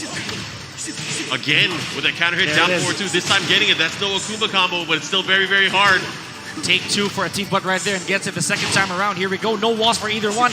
Nothing can help you. Here we go. The God kick connecting, but a bad trade and does not favor Book at all. 45 seconds left on the clock. What a Sonic fan from Atif Butt. Here we go. Going back the other way. Here comes Book. Book with a nice combo. He has rage, so he's doing a little bit extra damage. But how's he going to deal with this? Gets the punish there. Goes for the 2-4. Unusual call as well there for Atif Butt to actually... Oh my gosh! No! Book! That is unfortunate because he had the win right there, the win in sights. He messed up, and Atif Butt with the Sonic Drive able to capitalize. That was crazy. Oh wow, there's something going on stage here, ladies and gentlemen. But again, I think it counts as a win here, Markman. So Atif Butt already in the lead. Steve Fox being the, again here, the aggressor against Jin, a very calm and collected character, you know, who relies so much on reads. And just again proves too much, you know, with Steve Fox. It's really an uphill battle, if I may. So Book gonna have to go back to the drawing board here. Is it a character switch or is it a stage pick? What is he gonna do here? Wow, it looks like a stage select now. I don't know, I could be wrong, but it is a character select. There we go. He's gonna have some options here. Look at this. Book just glancing over that entire roster. Does he have a rabbit in the hat here, Markman? Okay, so we don't have word on what exactly is going on there, folks, but I think we're going to keep going. So Book, we know him as a Jin main from the get-go, Markman, but he has brought out the likes of Akuma, Julia Chang, Leroy, a little bit of Fakum Ram here and there, but whoa, look at this. Very concrete with that decision of landing on Jin despite these odds. What stage, though? My goodness. It's really a play on thoughts here, Markman. Oh, he wants violence. He chose violence. Soy sauce for geese. We're going to the Howard estate. You know, I believe it could go either way here, Markman. You know, these characters not entirely too combo-centric, at least on the side of Jin, because Steve Fox, without you pressing the buttons, he may not get anything started. But we know that Book, I'm pretty sure that he understands this matchup too, despite being his weakness. Here we go. Hope Got you guys those- are ready to rock. Oh, subtle cries in the background cheering on Book. Why don't you make it louder, ladies and gentlemen? Let's hear it for Book. And of course, Atif Butt. Give some energy to your contenders here, ladies and gentlemen. Oh boy. Starting things off here. Teeth Bud not missing a beat from the earlier game. Oh, this time, for the follow-up here. Pushing towards the wall here. Side wall Sun unable to get any additional damage, but the position. Whoa! Wow. I love it. Nice punish there. Can do a ton of damage. Has the wall as well. Not going to kill, but one mix-up can do it. Awesome stuff from Book there, Markman. I like the chase down. How many times in a tournament do you see mental alertness 1+2 come into play? And what a call there from Book. Gets first round here, but Atif Butt, look at this. The oppression again, pushing Book with his back against the wall. Oh wow, did not punish that at all. It kept standing, but an even better situation from there. Got the ready to the follow-up here. Oh, and the dirty tactics to follow up. Forced Book to actually guess there, ladies and gentlemen. Originally, that would have actually knocked down. But with the new mechanic, here we go. The left hook of Atif Butt landing flush flat on Book's chin. The Gatling gun, what's the mix-up? Tries to keep him there. Nice block there. And look at this Atif doing such a great job. The rocket launcher looking to close it out. And that's going to be it. A perfect and 1 round away from closing out the set. And how important is this, ladies and gentlemen, eliminating Book from this tournament? Look at that. He attempted to go at it again. There is no risk on the side of Book here. 53 seconds left on the clock, but Atif Butt all over Book's face. What a low parry. Here we go. Gets the wall break. The follow-up here doesn't get the extra hit, but Book is going to have to turn things up. He's in trouble. Good block and punish from Book. Here we go, taking that turn properly. 38 seconds left on the clock, and the harassment again continues from Atif Butt. Tries to go for a hook fist, and Book kept getting hit by that last hit. What's he going to do? Anybody's game. He's one hit. He can get the rain drop. Oh! But it doesn't matter. The down 2 closes it out, and Atif overbooked in 2 very clean games. Guys, you got to give it up. Book out of the tournament here at 5th place. In an ironic twist, my top contender is gone, Markman. There you go. And again, you got to hand it to him, man. He crawled all the way out of 300 participants, and even with that winner's side advantage earlier on, you know, he had 2 lives going to the top 8. The competition is just really, really this steep, if I may. Oh, yeah. So many good players. And again, whether it's the winner's bracket or the loser's bracket, you have your work cut out for you. And man, we are going back. Going back to more action, this time on the winner's side. I hope you guys are ready for our winner's finals. That will be coming up. Let's look at some of the action that we just saw between our last 2 competitors before we get into this next matchup. But Pika, look at this. I mean, just the Steve Fox came out to play. Goes for the dirty box and the stomp, the follow-up here. And just keeping that pressure. He was so good with the rocket launcher as well. That's true. You know, whether or not it's hit or block, you know, everything was actually there. Book had no chance to whiff punish anything, but I have to give him credit for this. This is a great call off of the Zen stance. And this was enough for him. You know, he was at a disadvantage already. Yeah, that mental alertness, 1+2, it made it seem like he was doing the right thing, especially going to the Howard estate, but just slowly but surely, Atif Butt really put on the pressure and really put on the hurt against his opponent. And look at that, again with the rocket launcher, the follow-up, keeping the pressure at the wall, and his use of down 2 was so good. That's right. The way that he would place his lows and the rhythm of his low attacks as well. He did such a great job of kind of breaking down Book, and he just ended up taking it very cleanly. And you may have missed that last part of the game, ladies and gentlemen, but it was only a down 2 that closed that out. And congratulations again to Atif Butt for still keeping his life here in the tournament. And let's note that these people are on the loser side, the lower bracket. It's always a different kind of pressure when you're down here, you know. And now, moving into the winner's side, this is not entirely for survival anymore, Markman. It's really more on security. Yeah, you want to be in the best position possible. And, you know, switching over to the winner's side of the bracket, this is going to be a longer set. So this is going to be a 3 out of 5. Best of 5. So we consider that a long, short set, you know, in tournament setting. And kind of gives you a little bit of wiggling room. You can test a little bit if you want to, as long as you're confident. But you can't also risk anything, because the moment you lose this advantage, you kind of give up almost your spot in the grand finals. So this is going to be Korea versus Korea, Markman. We have crowd favorites John Ding against a very heated up Rangchu. Oh yeah, this is going to be fun, and I think he's hovering over the bear. My gosh. My gosh, the dream match did not happen a while ago, Markman, but this might just, do the trick for everybody. And I like this pick though, because you have the ability to play around because it's a longer set. You could lose one game, you could lose 2 games, and then you can still switch your characters. So we're gonna go right into this. It might even go down to the wire. That's 2 apiece, and the deciding match that this entire venue and everybody at home would actually want a 2-2. And what if it's a bear who does that, ladies and gentlemen? We have the Panda, the World Tour champion character for Rangchu. The Panda facing off against John Ding's Julia. All right, and as much as this stream is live, Markman, Julia is too. Let's go. Round 1. Starting it off. Winners finals here at REV Major. Goes for the Stonehead. Good break. The follow-up.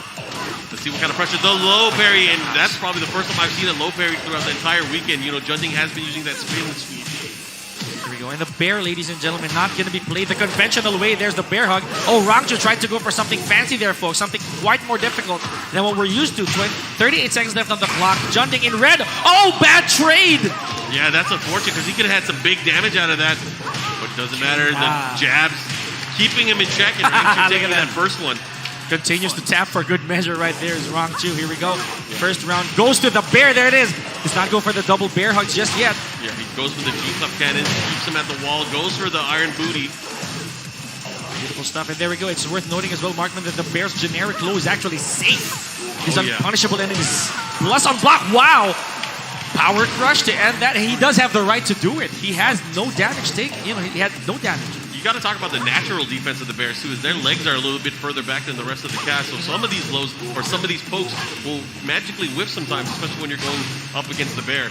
There it is. Well conditioned is John Ding, present on the second hit. 45 seconds left on the clock, and Julia Chang now has to be super careful of a bear. For the longest time, people have underestimated the Bears. Here we go. Rangchu just might get in the head of John Ding, and he does with a hop kick. Awesome stuff from Rangchu for game number 1. That was crazy. That was very dominant. He was so confident in the way he was approaching the game as well. What is John Ding going to do here? I think he's just going to go for his stage pick. I don't think he's going to the character screen. Oh, he is. He is. Oh my gosh. Is it time for Lucky Chloe?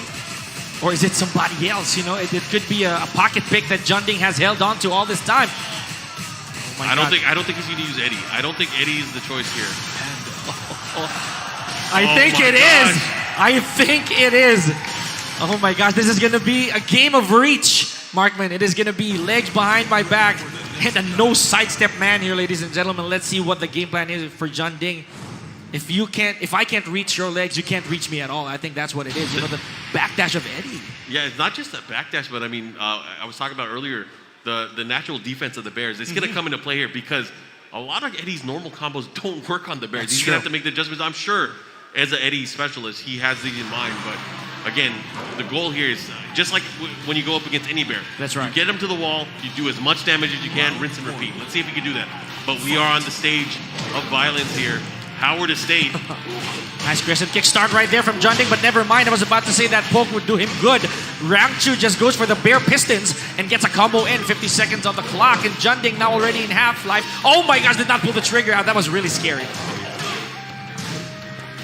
Oh boy. So I guess the benefit for both of the, oh my gosh. He went for the power crush, able to land it here, and now he's going to have to be careful. He does have range. Oh, Markman, you had to say it. The natural bear defense, as we mentioned. Yeah. He did not have to do anything, just hold back. You got to be very, very sure. You got to be deep enough to get those lows. No punish. There's the punish. Here we go. So Rangchu getting that game, round number 1 here in game number 2. I would say that both characters had a huge disadvantage when it comes to breaking all these. Look at this. Double bear pistons from Rangchu off of a hard read there, folks. Oh, and the Berserker Barrage. I like it. Beautiful stuff. Satellite Moon from John Ding. Is he going to take it to the other side? Yes, he does. But the bad axes, but good enough damage, I would say. Oh, yeah. Decent damage here. He still has positioning. Nice launch there. Gets the follow-up. Here we go. Pushing towards the wall. Crazy Mirage, and there it is. Being a bear, you are susceptible to a lot of ground hits, but Rangchu doesn't care. Rage Art finish here. Tosses you up. Yeah, he's gonna set, spike, and finish. Beautifully. Bear is on the volleyball team. You gotta be careful. 2 rounds for Rangchu. And 1 game up, ladies and gentlemen. We're about to remind everybody that this is not a best out of 3. This is 3 out of 5. So even if Junding loses this, he does have 1 game buffer, enough for him to read Rangchu. Tries to go for a satellite moon. Junding crescent kick. With the Frenchie, here we go. Tries to chop the ear off the bear there, Mark. Had a big swing there, big swing and a miss. The follow-up here, again, threatening with that down forward two. The Bear Pistons have been doing so much work here in the game and in the matchup so far. Right now, Rangchu looking really, really strong, has the lead. Here comes Rage. Here comes Junding. Let's see what he can do. Beautiful pounce right here from Rangchu, getting a little bit of plus frames in. With the Frenchie here from Junding. But the Power Crush, one of the best in the game as well here, Markman, doing its job and getting win number 2 for Rangchu. Well, just like that, Rangchu is up 2-0. My goodness. And it puts Junding into a position where whatever character he's going to pick, he's going to have to go with throughout the entire set if he wants to get that spot in Grand Finals. Tall order, going to be tough. That's right. Can he do it? We know that Rangchu as well, sorry for interrupting, but yeah, he does have more characters in his arsenal. So whatever character Junding picks, he does have, you know, he has to weather it out. You know, that's the sad truth, and we don't know what Rangchu might be thinking. This bear could just be a meat shield for all we know. We do know he has a Julia, an Anna. There it is. No more playing around. Junding goes live with the Julia Chang. You know, Julia is a good pick, though. Julia has the ability to advance and kind of keep away in the matchup. But not only that, if Julia is able to take the bear to the wall, it's going to be a ton of damage. It's going to be a ton of damage and nice mix-up opportunities in his favor. However, have to be very very, very careful against big characters at the wall, because if you overcommit and go for that big damage, sometimes you end up in the bad position yourself. So Devil's we'll see. Pit too, man. Like, look at this. This stage does lose the wall after the second round, and potential final round. That might spell trouble for both these players, especially for Junding. Granted that the Bears have very good backdash. They can space properly as much as they can. Now here we go, ladies and gentlemen. Let's hear it for Junding. He needs your energy right now, ladies and gentlemen. Rangchu really giving it to Junding here. Oh my goodness, there it is. 4 uppercuts, man. Oh my gosh. Yeah, the bear uppers, you gotta watch out for him. And just like that, you know, oh, this is big. Gets the follow-up. But the broom kick rather, not doing as much damage as it used to. Here we go. And that also presents a problem, Markman. The war drums, the measurement has to change a little bit. Granted that the bear's legs are tucked beneath them. Yeah, that's gonna make it tough because the war jump is guaranteed if only the low portion hits. That's right. Or with the counter hit as well. Counter hit confirming the follow-up here, and look at that. Ranked too solid right now. He's continuing with this momentum. Junding really gonna have to find a way in. There's the follow-up guaranteed afterwards. You hit that down forward one on crouch. Oh, wow. Rangchu actually pressing a button after the first 2 hits of the war drums. There it is, the true natural combo. Here we go. Oh, putting yourself in a bad position. A bear advantage and disadvantage. Here we go. Junding with his back pin against the wall just because of 1 wall combo. 40 seconds left. Here we go. Nice dash into a low there from Junding. Yeah, that was a scary sequence. That was what I was talking about earlier. Again, you gotta overcommit. Go for the damage against the Bears. You end up on the wrong side, and it could be lights out. G-Clef cannon. Here we go. 3 or 4 or 4 here. Rangchu with those G-Clefs. Junding has not blocked a single one right there, ladies and gentlemen. 45 seconds left on the clock. And Junding in a bad position again here, Markman. Oh, big opportunity there. Goes for the mid option. And I like here the rush here. The Panda Express. Ooh. Get that plus frames in. Oh, there it is. Look at that. How smart is Rangchu? Did not pull the trigger. I have G-Clef cannon too. And this time I landed on you, ladies and gentlemen, says Junding. At the wall. The legs are too short. Doesn't matter. We're still able to get it right now with the round advantage. This is what Junding needs. He needs this momentum. He needs to get a game on the scoreboard. But now there's no walls in place. Oh, the second hit. You got to watch out for that. Double bear hugs, ladies and gentlemen. Here we go. Oh, wow, what a magic from Junding. Not getting the full scale here, but still enough to give him a little bit of advantage or to at least catch up to Rangchu's offense. Yeah, and that 2-hit string is so scary because you don't know if he's going to finish it. If he does finish it and you try to overcommit, you get hit. Oh, my God. And a low parry. Called him out. Oh, but he missed the combo. This is big. He has rage. You got to be careful. We've seen Rangchu come out of a situation like this, ladies and gentlemen. There it is, and Junding gets himself a score, gets himself a win on the board. Oh my goodness, that was enough.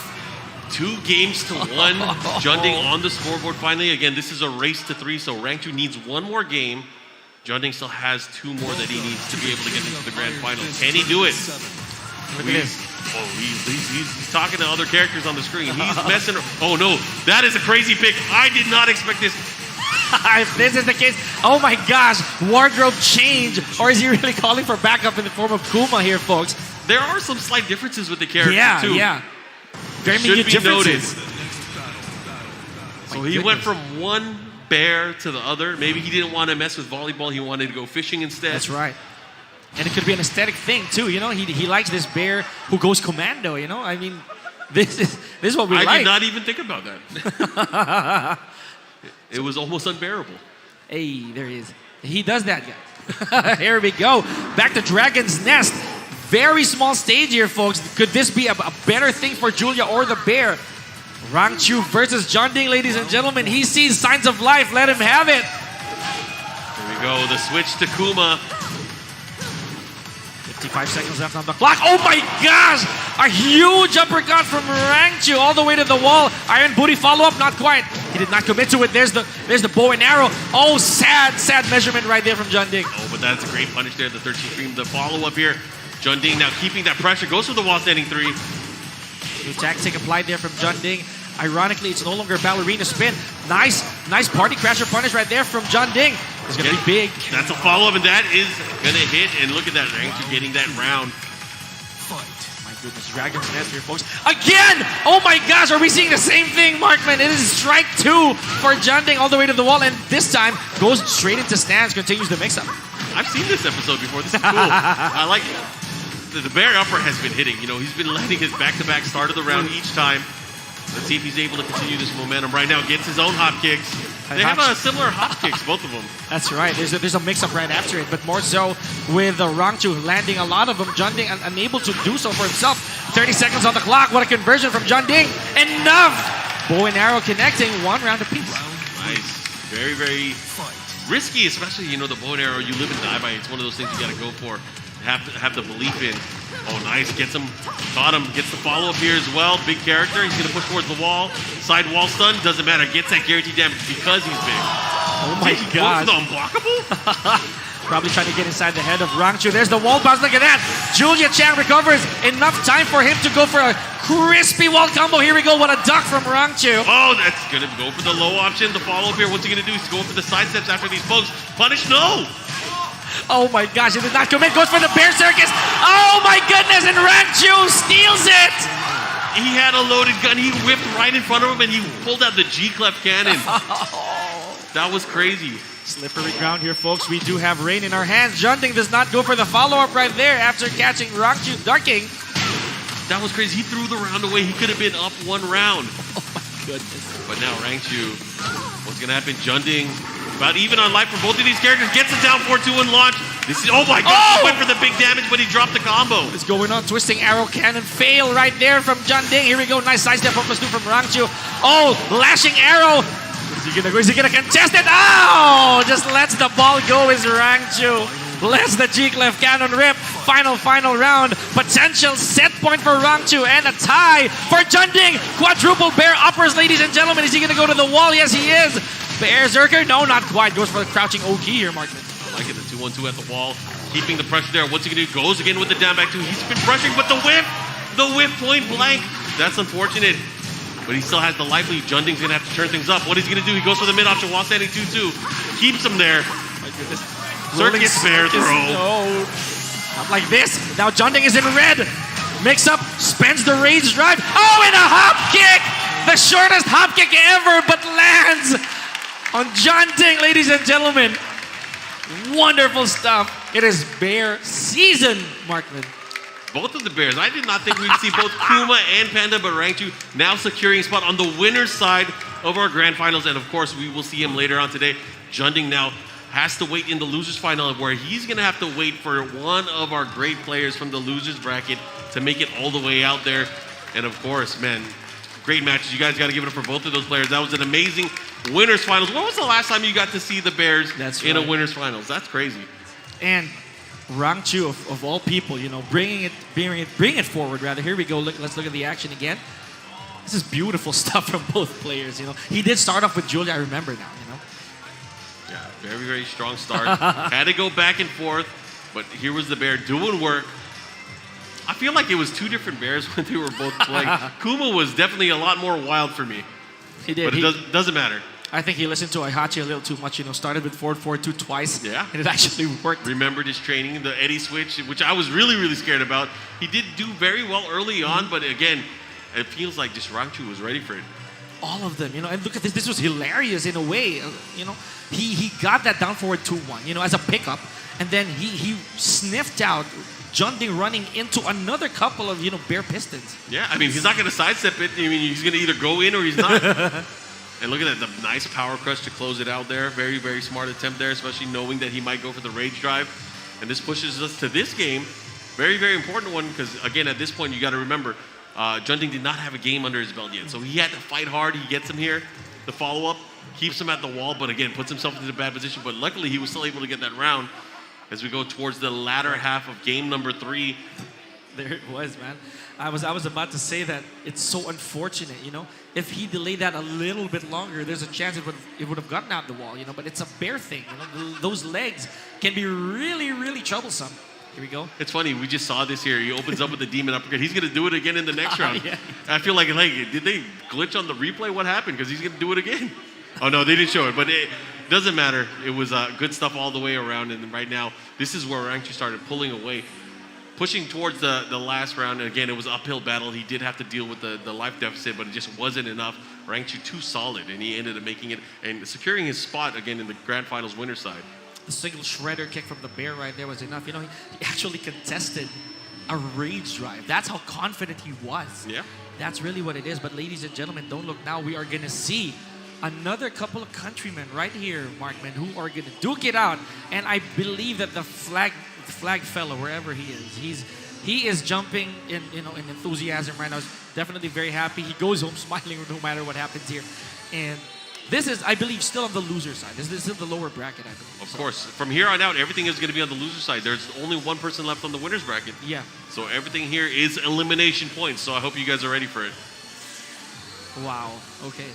And this is going to be style on style here, Markman. We mentioned before that Pakistan, they introduced themselves to the world, and it gave us so much, it gave us so much treats, made us so curious as to why they're so dangerous. And they're showing it on the big stage every now and then, including REV Major. Yeah, and just a few weeks ago, we were over at Tiger Uppercut, where Dawood ended up winning that tournament, really representing for Pakistan. But now these two players, Atif and Kasim, really representing. Unfortunately, one of them is going to get through. They're going to have to eliminate each other. Hey, it's that Feng Wei character. He's good, I heard. There's word running around that Feng Wei can be picked up by anybody. That's what they say, right? Maybe.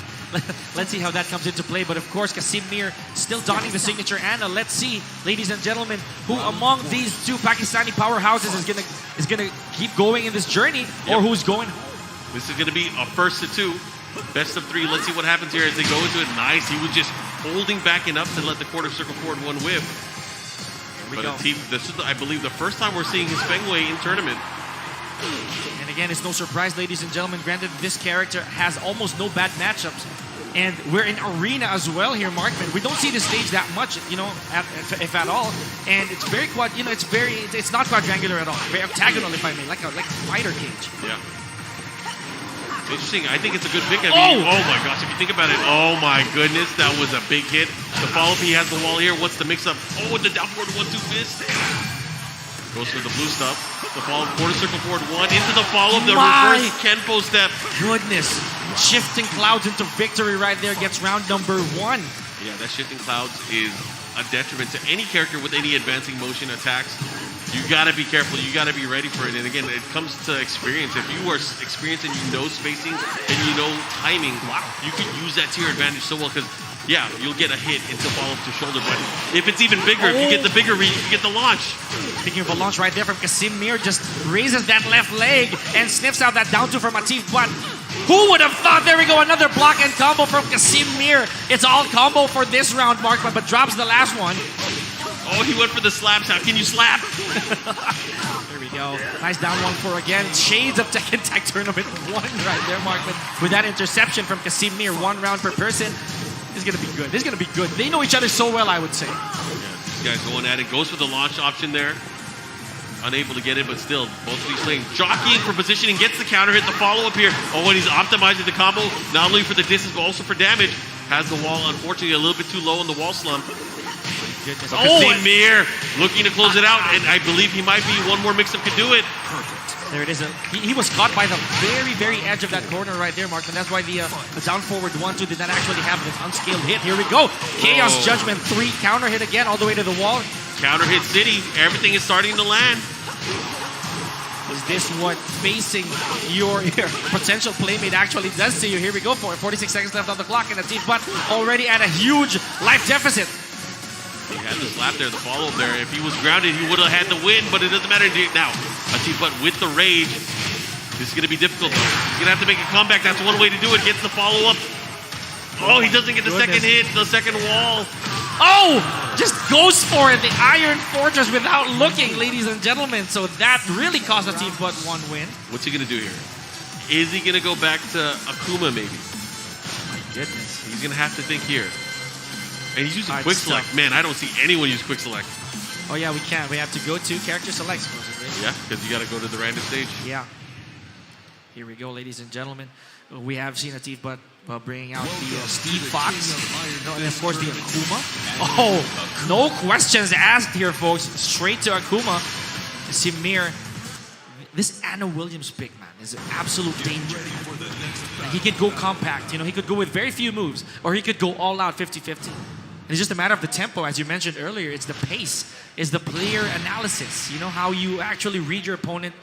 But Anna Williams, you know, well-rounded as well. A lot of people underrate this character. So let's see if it's going to be like a character matchup or already a player matchup. Yeah, I mean, she's usually not represented in tournament play, right? It's very rare that we get to see her in top 8s, or let alone in tournaments. So it's to me, it's a pleasure to kind of see really this high-level play with Anna. And right now, this is going to be fun because now you're going to have to go up against the Demon. Round 1. Not just any, the Akuma player. This character is what brought Atief Butt this far into the tournament, Markman. So let's see if Casimir can continue his array of offense. There it is again, and the Hell Sweep from Anna Williams. Look at that damage. It's as good as being launched. And that is crazy. All grounded damage gets the follow, of course. On some characters, sometimes you get even a bigger juggle in, especially positioning from the wall. You got to consider that as well. That's true. Atief Butt looking for these opportunities, looking for these openings here. Does not have meter yet. This might be a good chance for Casimir to kind of go in a little bit more, because he won't get punished as hard. Here we go. The meter is what makes Akuma unique and deadly, but that's a long way to go, Markman. Here we go. 20 seconds left on the clock. This is one of the longest rounds we've seen so far. They're really winding it down. Here we go. Just charging up the aneurysm. But what a float from Casimir all the way to the wall. He's gonna get the follow-up here. Goes to the shoulder. The follow-up here. Wine opener again. Keeps him there. Goes for the running 3. The backflip. Oh my seconds gosh. left. Stay on the ground. 3 seconds left. Casimir. He is patient enough to know that there's nothing that can slay me from the ground. The good stuff, good sense of awareness as well. Yeah, gotta do that. You gotta know when to hold him, know when to fold him. All right, here we go. Goes for it, but a nice counter hit, jab confirmed. He knew that there was a gap there, and of course he had to finish it. Oh, good conversion, good sense of awareness from Atief Butt. Just keeps it simple as a wall carry. Here we go. Oh What my are gosh! you doing? That is crazy. He's ducking, I think. Oh And- my gosh. Just when he goes for a low, the perfect read from Casimir ends with an Assassin's Dagger, goes for a 50-50. 30 seconds left on the clock, and the right read again from Casimir, Markman. This is big. Is he gonna go for the rage drive? No. The mix-up, there's the rage drive. What are you gonna do? Backs up. Oh, Wow. man. And he uses the meter for the mix-up, but hey, or to keep himself safe. Either way, he was able to pull out the round. I like it. That was a raw hit too. It didn't come from anything. Yep. Nothing to link. It's just basically a Hadouken. Here we go. Nice low parry from Atief Butt. All the way to the wall for sure. Did not go for a Shakunetsu. Goes for the Tatsu Oki. Here we go. What's for wake up? Running 3. Oh, nice. Gonna get punished there with the wall standing 1-2. Here goes to the Dragon Punch.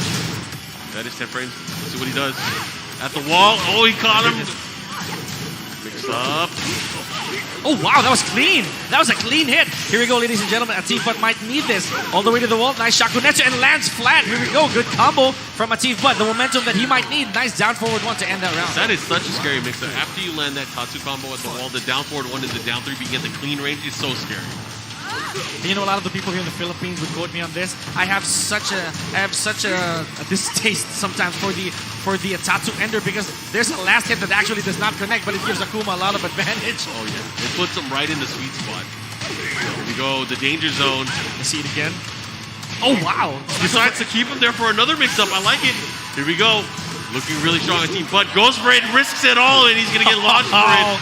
He tried to put him in a bait, and this is something that you usually see when it's a player that you play against a lot. But that was a big call out, but it wasn't enough for a comeback for the punish. And Atif tying it up now. We are going to a final game between these two. It had to come to this, my guy. It's all come down to this. It's gonna be a stage pick. What stage? I would pick the. Oh he my picked the open goodness. stage. I would have picked the crazier stage. Oh my gosh. As an Akuma, yes, that's right. He might have that reset combo in the bag, you know. So I think that's what Casimir was thinking. You know, if Maybe. this, I mean, right? you're either on the receiving end or you're doing the damage, but Anna becomes so strong on that stage. That's true. As well with the floor breaks, just because it's a guaranteed floor break every single time for her.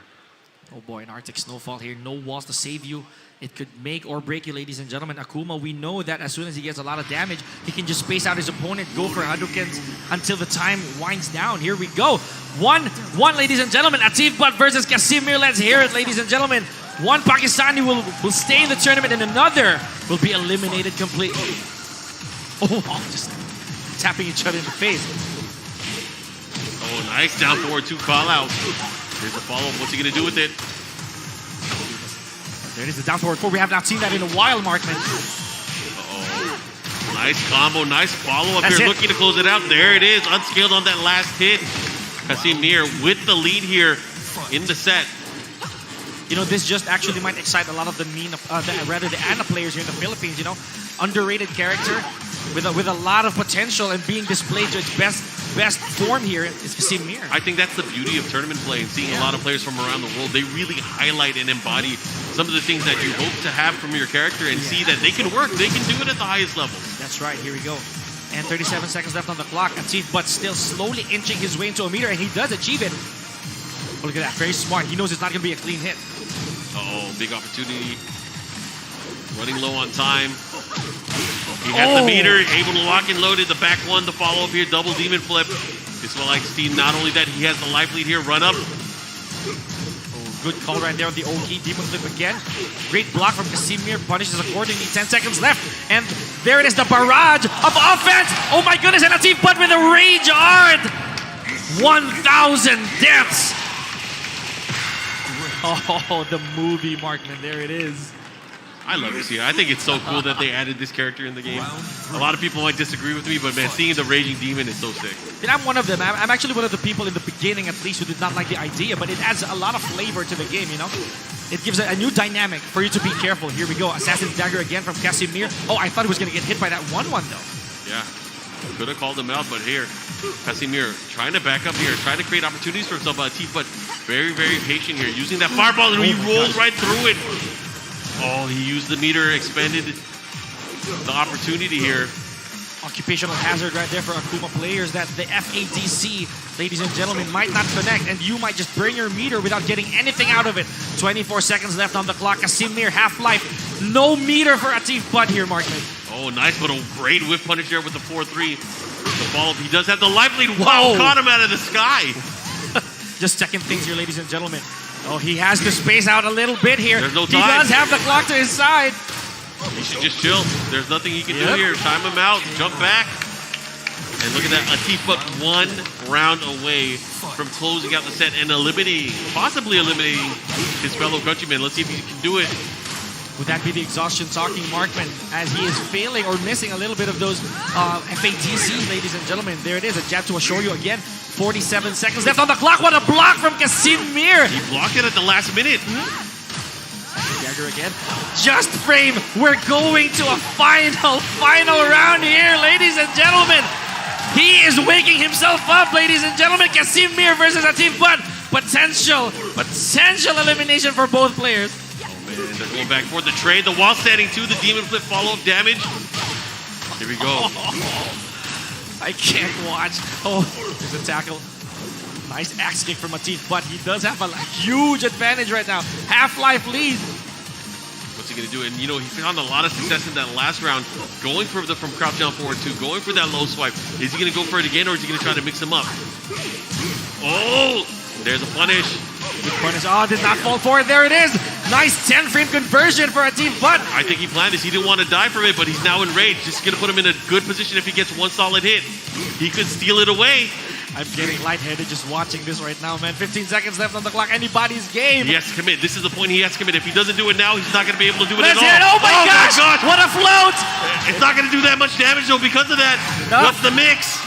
Sure you can. No, not quite. Oh, and Atif Butt flies away to victory. Oh, so close. That was insane. The jump back, EX Fireball, able to close it out, and Atif Butt moves on. But guys, give it up to Kasim Mir, all the way from Pakistan, placing so well in this tournament. Wow. Amazing performance from both of these players. Nail biter after nail biter, ladies and gentlemen. And that was awesome. That was awesome. You know, they know each other so well. You know, that they did not actually have to rush each other up until those last few seconds. And Anna Williams, again, to its best form, the best look we've seen so far in this entire tournament. Ladies and gentlemen, let's take a quick look back at what happened there. And Arctic Snowfall of all places, you know, there's really nowhere to go. Yeah, and again, we got to look back, and this feels like ages ago. He started off with Fengwei, jumping into the match, going for that Fengwei pick, which, of course, it's been proven already. Very, very strong character. But it seems like Kasimir was very well suited for the matchup. He was locked and loaded, ready to go. Anna Williams looking very, very strong as he closed it out. Nice, very clean there. But again, the Demon came out to play, the character that Atif Butt is known for, and slowly but surely started chipping away at the lead, chipping away at the life lead, the health lead, the round lead. The Iron Fortress, though, I was still really confused at that choice, but here we go. Good stuff right here. Entering Rage, that raw Hadouken to a cancel, basically. That saved Atif Butt really, really well. Here we go, 30 seconds in this last part of the match, and he had a huge combo, which really did secure him this other round. You know, I'm going to call out something that I've noticed, especially in this particular matchup, you know, throughout the entire tournament, throughout the entire weekend, a lot of the matches that we saw on stream, and even out in pools, we didn't see that many matches going all the way, especially time-wise. But in this particular set between these two players, because of the familiarity and knowing the spacing and the tendencies of each player, a lot of it went down to the wire. Yeah, beautiful stuff, you know. And again, this is where it pays off, you know, to know your opponent, to know their character. And again, that's all she wrote. This was beautiful as well from Atif Butt. Look at this. The 50-50 could only go so far, as you mentioned, Mark, man. It won't do the whole trick, but it will get you some mileage and put some fear into your opponent, just like that. Yeah. Pistol squat, great block there from Kasimir. That last-minute block, able to net him this victory, pushing towards the other side. And, you know, for all intents and purposes, he might have been done there, but he made the slow climb, the comeback, caught him here, the follow-up, and this was an insane moment. It was. And there it is. He had to burn that a little bit. And look at this. He had to dash into 1 second left and expended the rage already. No choice but to make a run for it, to dash in. Congratulations to Atif Butt surviving for one more fight here, ladies and gentlemen. And you got to give it up for both. Awesome stuff. Great stuff from both of the players. Again, if you guys have been watching and tuning in throughout the entire weekend, thanks for watching Rev Major. Thanks for watching Tekken, and thanks for being here in the crowd. This has been an amazing weekend. It's always nice for me to come back to the Philippines and see all the amazing Tekken fans here. In my opinion, one of the most passionate and amazing communities when it comes to this fighting game that we love. And as much, ladies and gentlemen, we would want to continue the action. Mark, just kindly remind everybody to join.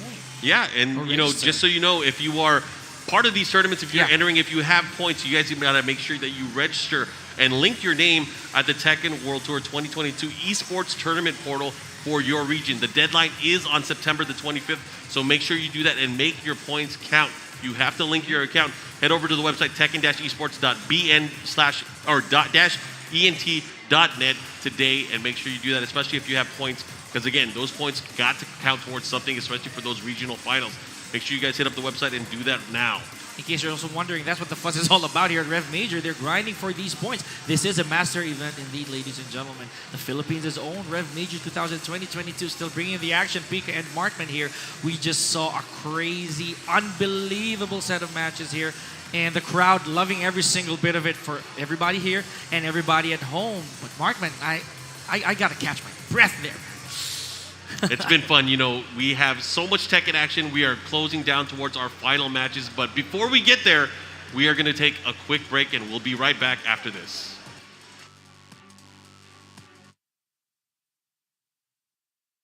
The full remake of Pac-Man World is here! Pac-Man World Repack! Jump! And butt bounce! Rev roll! Even go for a swim! Throw Pac dots to attack enemies! Transform into Metal Pac-Man to become invincible! Go chomping as Mega Pac-Man! Use all your abilities through each stage of the adventure! Whoa! Look out! Having trouble making your way through? Easy mode is here to help out! Oh, there's a switch here. Solve the puzzles and reach the goal! There's a boss waiting at the end of every area. Use all your skills to defeat the bosses that await you.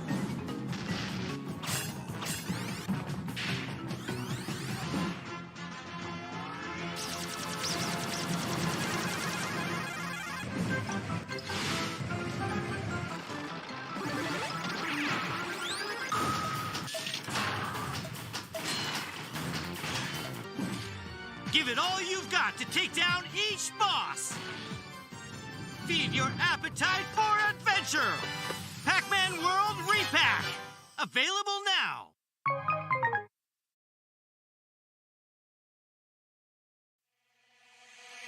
Thank you all for coming to my one-woman show. お前の正体に到達できるなんて。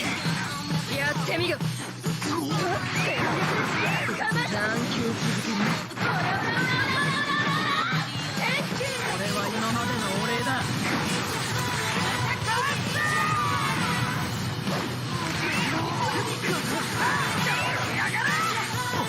やれやれ。おい FF、 こんなとこ出てきちまってよ。全然平気。弱点は克服してる。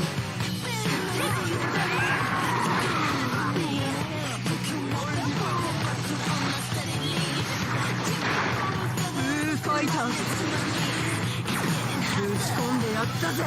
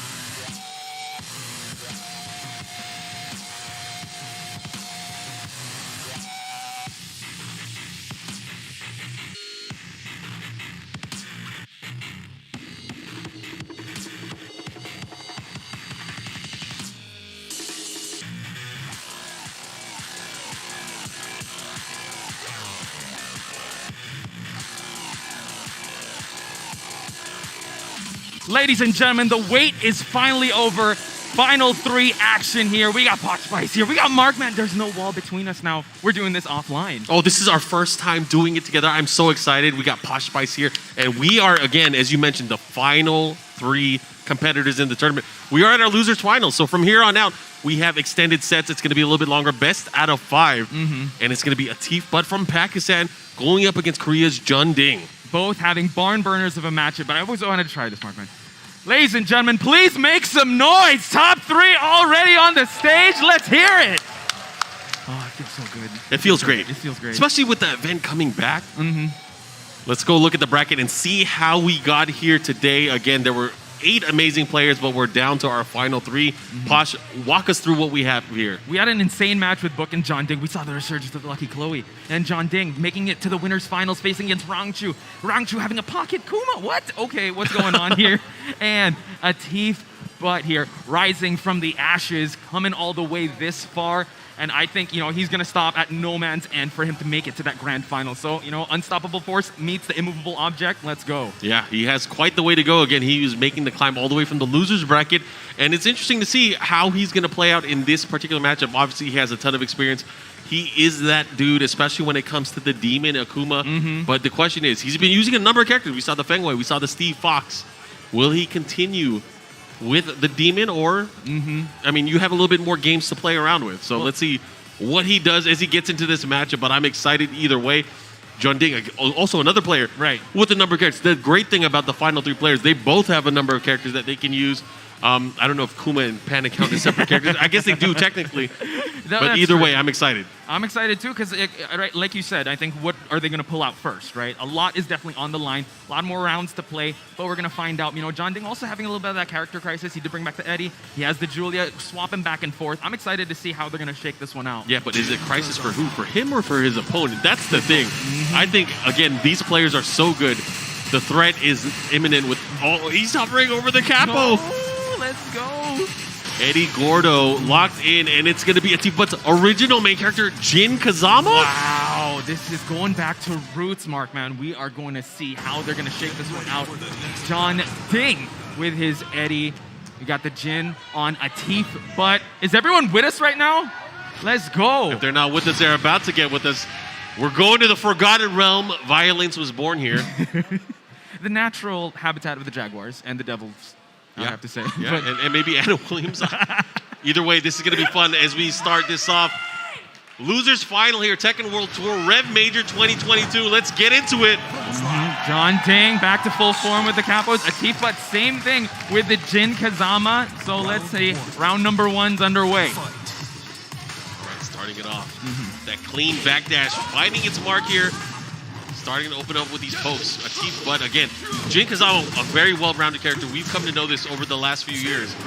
But you got to be on point. Especially against Atif Butt. I mean, he's a master of moving here, but John Ding can only go front and back, and Atif Butt strikes first in the early seconds of this round and breaks the first floor. With a Savage Axe, getting the spike, the floor break here. And again, all of these characters have potential to do more damage because of the floor break. There's going to be a 4-4 punish. I like it. Yeah, he's got to be careful with those mirages. John Ding has got to get himself outside this wall. Atif Butt wants to keep him locked down. Try to go for the parry, but John Ding's defense does last.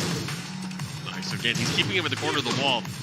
John Ding's going to have to get out of here. There's the low parry. He's going to get the wall here. He's going to be able to close it down. 1, 2, 3. Savage? No, doesn't matter. He's going to... Oh, Demon Corpse Thrust? Wow, okay. Very innovative con with final seconds there. Atif Butt, whether you like it or not, he does get that round. So, pretty interesting stuff. John Ding still has not shined yet. He's going to have his opportunity. He's going to have a chance. Great block there, but wrong punish. Let's see what he goes for. Maybe follow it up. Tries to go low there. Atif Butt is ready. It seems like Atif Butt in these matches have been a little step ahead. So let's see if John Ding can kind of mix things up. LLRK lands flush. He's not afraid to do it either. And that's the hallmark of a great Jin player. Well, I mean, you probably say that when you land it, but when you get a block, that's another thing. High risk, high reward, but goes for the spring get up. John Ding gets punished. Atif Butt, 2 rounds in the hole. Atif's moving, and we see him, we see him use other characters. We see mostly his backdash, but his wave dash is on point too. Yeah, it's insane. And also his punishes, Atif Butt forcing the last floor break. John Ding is in hot water here. He's going to have to pull this one out of the fire, Markman. Oh, now keeping him at the wall. This is going to be scary. Canceling there. Wow, just parry against the wall. He's overwhelming him, John Ding now. Not much resources, but he's fighting back. Teeth looking really strong, working on 3 rounds training. He's able to get it. John Ding is going to have to go back to the drawing board. That Eddie Gordo did not work. I mean, 3 rounds speak for itself. The Jin Kazama is in full form for a teeth, but now we're going back to character select. The Julia's on the table, the Lucky Chloe's on the table. So John Ding has an important decision to make. I wonder who he's going to go with. This is going to be a very interesting pick. And again, he does have room to play around. You know, it's a... Did he just pick the same character? He did. It's not like the Tanakuma situation. He's going to pick the stage. We're going to Mishima Dojo. Okay. Oh, interesting. All right, well, either way, excited to see how this is going to play out. Maybe he thought of something. Yeah, I think sometimes you just need that time to think, right? You just need to reset, not really hit the rematch right away. You see, he's definitely deep in thought. Atif, but I have to say, he's so stoic with the way he plays. And he always is the one to lead the dictations, and he's always dictating the pace of how things are gonna, how the exchanges are gonna be in his favor. Yeah, and he does it in bits and pieces too. You'll see him very defensive out of nowhere. Then out of nowhere he goes with the LLRK. So he'll just start moving in your face and start attacking, or he'll whiff punish from all the way on the other side of the screen. He's pretty good. Yeah, very good. Weaponizing that pace. John Ding, though, trying to have a hit and run playstyle. That sidestep 3+4 has not landed just yet, but that Mirage would. That was big. And that's the first time we've seen some of this in this particular game. And a particular match against Bud. But a big counter hit. Forward 4, one of the best moves of Jin, and now he's able to try to push for this wall situation. Sidewall, though, tries to before get him out of it. The trade, though, Marco. Oh, and unfortunate for him, but he misses the combo. Oh, it's caught him ducking, too. That's going to close it out. Yep, Savage Sword to close out round number 1. Atif, but 4 rounds in. Straight. He's looking so strong. You know, John Ding's been getting all the hits that he needs, but then Atifa would just get a counter hit back-to-back out of nowhere. He is fearless. Dude, just the daredevil. Exactly, just wave dashing his face. Going for another LLRK mark, man. Man, you know what I'm going to say? Do it again. Hashtag do it again. Show me it wasn't a fluke. Oh my God, is he going to go for it again? He has to close out this distance. No, John Ding meets him in the middle. He wants to be the one to take control of this match. He has to. I mean, he needs to get this momentum back. Momentum is the name of the game here. He does have the life lead. He can. Oh man, he's using down 4. As Sam the Ding would say, Tekken is a momentum-based game. Goes for the slide. John Ding gets 1 round in the bag. Good option there. Able to get the crush with the homing attack. John Ding tying up the rounds. His first round here up against Atif, but it's going to be a big climb from here, but definitely doable. No. Oh, and then the sidestep 3+4 does whiff. Atif, but though, back to 1. Nice stuff here. Let's see what he does next. Goes to the low. Following up, trying to get an opening. A lot harder than it seems, but look at that. The moment he tried to commit, the forward 4 hit him in the face. Atif Butt is a sniper, able to just control the pace of this match and control this, and dictate how he's going to approach John Ding. John Ding, though, low on health, does have rage. How is he going to spend it? He gets the drive. That's big. He's going to have the wall here. Gets the follow-up. One mix up. He goes for the unblockable or the unbreakable throw. Oh, wow. Gambled it all there, but it didn't go in his favor. Atif Butt is pressuring John Ding, ladies and gentlemen. All right, relax slow. The follow-up here. He's going to have to be careful. Just out of range. Let's see what happens. Atif, again, looking for these openings. That forward 4, very dangerous. This time getting the low parry. Being able to switch offensively to defense. That's instantly. Huge. I love it. Look at that. He's pressuring against the wall, overwhelming him with offense, John Ding. Oh, big Mirage lands on John Ding's side. I was going to say he's going to have to get himself out of that wall situation. Found the solution for that. Yeah, the follow-up here. He's going to watch out for that forward 4. That forward 4 has been hitting so much throughout their set. Oh, the 3+4. That was so close. I saw my life flash before my eyes, Markman. Here we go. Final round. This is a big round because it's either going to be tied up or it's going to be 2-0. That's going to be even a bigger hill to climb for John Ding. He needs to score this one. It's so important. But he does not want to give John Ding that inch because he will take that mile. Goes into relaxed slippery kicks. He's been getting a lot of mileage out that throughout the entire day. Gets the follow-up. Relax guaranteed. Real estate advantage on John Ding's side. But Atif Butt carrying the duck in front of him. John Ding wants that splat. Will he allow? He's testing him. Oh my gosh, can he get it though? Atif Butt marches his way to the center, but the slippery kick once again, Markman. Huge stuff. He's got to close this one out. One more hit would do it. Goes for the low. John Ding nods in approval. He has definitely made the right decision. Not only did it pay off for him to stick to Eddie, he did it on his terms, and now he's feeling confident in the mix-up and the approach. Oh The my crowd is going nuts. They're going, I feel the bass of the crowd, ladies and gentlemen. John Ding, it's powering him up, but Atif still sticking to the Jin Kazama, which is so scary. Going to the abandoned temple, he's probably thought of something as well. He didn't switch costumes or characters or anything. Yeah. He just went straight for abandoned temple, so this is what's scary. Yeah, and traditionally this matchup has always been in favor of Jin. You know, Jin has so many options. If he is on point, especially with the parries, he can really create a lot of opportunities for himself. But just the forward four just causes so much issues. Not only that, like the back to one, he has a lot of options for him to get him out of relaxed stance. Yep. So that's why John Ding is so scared to actually just stay in that stance because he knows that Atif Butt will be punishing him accordingly. So now let's see how the adjustments are going to be made. It's one apiece, ladies and gentlemen. All right, here we go. Let's see how this is going to play out. Again, this could have been 2-0. It was very close. But now it's all tied up. Testing the electric, able to just hit him out of that relax, punish on the sidestep 3+4, pushing him back. Demon pause, and not just that, he gets the wall here. Oh, he's really aligning himself for that wall splat. Atif but wants to take this round with authority. But will he be able to? He does have the big life lead here. Back to the wall, Junding. He's got to be careful. He got clipped, and that's going to be it. Kind of like a timeout corner. John Ding not even able. Like the claustrophobia was kicking in there. Atif but though. Let's see if he can continue his momentum from that round. Yeah, and Atif's reflexes are so good. It's like, you know, traditionally what you're going to do as an AD player is you try to get him with a throw to get to the other side, to reverse position. But I feel like he's scouting it out, and, you know, Junding's not wanting to make that commitment.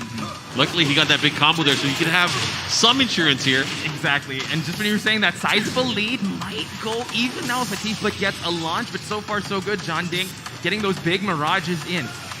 Creating that distance. You were seeing the excellent backdash of Eddie. Back and forth they go. Atif but testing out the electrics. Here's a forward four. Jin is forward fourth character. That is a character. In this matchup, that is the whole character.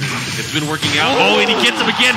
He's landed the rage drive on him twice now in the set, making it work. That rage drive has been money so far on John Ding's side. One round each for both Atif Butt and John Ding. Gets a low parry though. Atif Butt defenses are still up. Oh, he misses the combo, but doesn't matter. Second hit lands. The follow-up while standing 1-3. Big damage. Relax 2-4-3. The follow-up here. Big scramble in John Ding's favor. Has a little bit of that life lead. 20 seconds already burnt. Atif Butt. No! Big whiff punish by John Ding. He's going to try to close this one out. Hits that wall. Hey! The crowd. Loving that wall combo on John Ding's side. This is huge because Junding now threatening to go out into the lead and forcing Atif Butt to really make some decisions here. The Jin play looked like on paper it's been working out, but right now Junding is turning things around. Sidestep 3+4. It worked. The sidestep 3+4. He was trying to go for that the whole night. The wall situation's on his side. Atif Butt is bleeding red. Goes for the low. John Ding's in the lead, ladies and gentlemen. He is definitely feeling himself. He's feeling good about this. He does have the lead right now. That was a very clean game as well. Oh, Casimir offering some words of advice here to his fellow countrymen. What's going to happen here? Is he going to go to Akuma? That's what a lot of people have to think about. Is he going to switch characters? And Junding looking very intently. What's happening? He's going to get back up. Chanel's in here. Chanel the God. Both of them giving each other words of wisdom. Calling on an angel, calling on a friend. Hopefully that's going to help him out. Both words of wisdom here. Give it up for Chanel, ladies and gentlemen. He just came out of nowhere. I didn't know he was there. He does that. He definitely does that. He just like Tarantula stands his way to the stage. Casimir already satisfied with the words of wisdom. No way. No way. The thing is, he's going to lock in and he has to pick Zafina the entire time. That is true. John Ding still has that Julia pick, but so far, Eddie has been getting him all the mileage here. So let's see how this one's going to play out. The last time I saw Junding play against Zafina, it was at EVO when he went up against Arslan Ash. And he didn't do too bad, but he didn't do too good either. So this pick is going to be insane. Probably saw that EVO match. I mean, when Casimir was able to give him that words of wisdom, the Zafina pick, this might be I think they did their homework. So let's see how John Ding, definitely there was a lot of time from EVO to now. He's definitely found out what he did wrong and he's going to improve on that. We're going to go to G-Corp Helipad to settle this. Will this round continue or will John Ding make it to the grand final? A lot of people always talk about it. It's about playing against the player, right? Not just playing a particular matchup. However, you got to force him to play your game. Will John Ding bring his game to the table? That's the question. Oh, you smoke. This is the unknown factor, Atif, because Atif's been using so many characters. How is he going to approach this? John Ding, yeah, the thing you said, you have to play against the player, but this is kind of new territory. I think he was settling for going for Akuma. Nice block on the low, good punish by Atif Butt though. So he's picking his shots. He's looking for these opportunities. And that's what's scary about Zafina. She's a character that can piece you up. Nice whip punish there by John Ding. Breakable wall is on the side of John Ding, but the sidestep triple is for Mark. Oh, this is big. He didn't get the break. The follow-up. Good block. Gotta stay out of that relax. Less than 30 seconds left on the clock. Atif Butt creating that distance. She can backdash just as good as Eddie. And now we see John Ding able to give rage to Atif Butt, but the lows have been landing. Uh-oh. A sliver of lifetime for both of these players. Mid, low, low. Oh, what a call out for the low parry. Atif Butt scoring round number 1. That was a great option, that low parry. I mean, it wouldn't have mattered either way. Just get a little bit more damage. The spring kick. The sidestep 3+4 again. That has been the story of this particular game. True, and he's been on point with that. Atif Butt now, significant life deficit. Does have rage, gets denied. John Ding now wants to close this one out. Got a lot of time left on the clock, Markman. Oh, the down fourth. Oh my gosh. Wow, he's daring. There you go, tied up on rounds. Back 1+2 here, the squid, Atif Butt. Let's see if he's gonna go to the well with those lows, creating the distance. Round 3, he's piecing up the legs and now able to float but unable to convert anything. Yeah, looking for that opportunity. Again, we still haven't broken the wall. Again, it's gonna be tough because you gotta get that launch, and right now they're just fighting for positioning. True. About to be 30 seconds left on the clock. Atif Butt still measuring his mark. He doesn't want to commit to anything yet. And most of his significant wins, the clock was in his favor. So let's see if John Ding can kind of even out the life because Atif Butt is piecing him up. Yeah, he definitely is. Right now, he does have the life lead. The rodeo. Denied. It gets canceled. Oh, able to get the flow. He still gets it. He's going to get the wall break here as well. Gets it. And gets, not unable to get the round, but no, the low is gonna get that. Atif Butt 1 round away from tying out the series. The pick is paying off so far. He just has to be able to finish. That's true. John Ding now still at the center of the stage here. Atif Butt, I gotta love the play style here. He's really patient. He's waiting for John Ding to make these whips, and you gotta admit that the movement on Zafina is so on point. This time, finally retaliating. Goes for the up 4. The setup, the wall standing 1-3. The follow-up here. This is gonna do a ton of damage. He's gonna get the wall as well. Uh-oh, continues the string, follows it up for the pickup. Good conversion on Atif Butt's side, and there's another breakable wall here. Oh, and he gets it all a little too low, though, for the the break. Doesn't matter, though. He does have the red. Is he going to go for it? Oh, gets denied with the low. The pick has paid off, Markman. It's come down to this. We are going to a final game between these two players, and here comes the coaching. Ooh, he's definitely going to give him another words of wisdom here. Hasim Mir. Giving Atif Butt and whispering in his ear, seeing that angel. I was waiting for Chanel to come in. I was waiting for somebody to come in with the tag in, but either way, it's coming down to this final game. What's he going to do? He has an opportunity to switch characters. He's hovering over the Chloe. He's thinking about the Eddie. He's not even thinking about the Julia. He is so ballsy to do this without headphones on because he can hear the crowd. The crowd is going crazy, of course. The crowd has been powering him up, Markman. The last time he did this, Lucky Chloe ended up working out. It did. Against Book, he's thinking about it. Eddie, Lucky Chloe, what do you guys think? Oh, they're whispering in his ear. The Philippine crowd, ladies and gentlemen. I feel like Julia's not even an option for him. He's thinking about it. Chloe's hovering over it. Eddie. Everyone's just looking at the character selection. It seems like he's going with the Chloe. So it's all come down to this. Lucky Chloe versus Zafina to get into grand finals. And I know he tweeted that, this tournament is wild, but this wild? This Chloe? is pretty wild. We're not even at grand finals yet. I'm ready for this. If you told me this morning we're going to see a Chloe versus Zafina, I'd think you're lying to me. Like, those, really? Chloe. John Ding, ladies and gentlemen. What a resurgence here of this character. All right, excited to see it. We're going to the Vermilion Gates. Beautiful stage. Are you ready? I don't know. He's that. Lucky Chloe talking to the Philippine audience here. Everyone's got to be ready for this. Tifa, once again, the movement is on point for like Chloe. The damage. You have to be careful. She hits like a truck, ladies and gentlemen. Yeah, she hits like 2 trucks. So see, if she's able to pull it off, though, you got to get those hits initially first. Whoa! Sidestep down forward 2 series. The follow-up here. Now at the wall. Chloe, oh, she's dancing. When she's counting to your demise, but a teep butt gets the launch. Yeah, and his patience was so good there. Getting that clean down forward 2 launch. Now pushing towards the wall. He does have the life lead now. The splat didn't really work in his favor, but real estate advantage is still with a teep butt. So far, phenomenal performance on a teep butt side. Junding has rage, gets denied with the grab. The low lands on a teep butt and gets another low in the process. He tried to trick him there. He went for the mid option, the homing attack, which would have wall splatted, but unfortunately did not get it here. And a teep just, again, poking away, chipping away. Oh, he's finishing the string. He finished it. Now more pressure against the wall. Gets the balcony. This is going to be big because not only is he going to get damage, he's going to have the opportunity to do more mix-ups. True. Now we see Junding with a sizable life lead at teep, but only has rage on his side.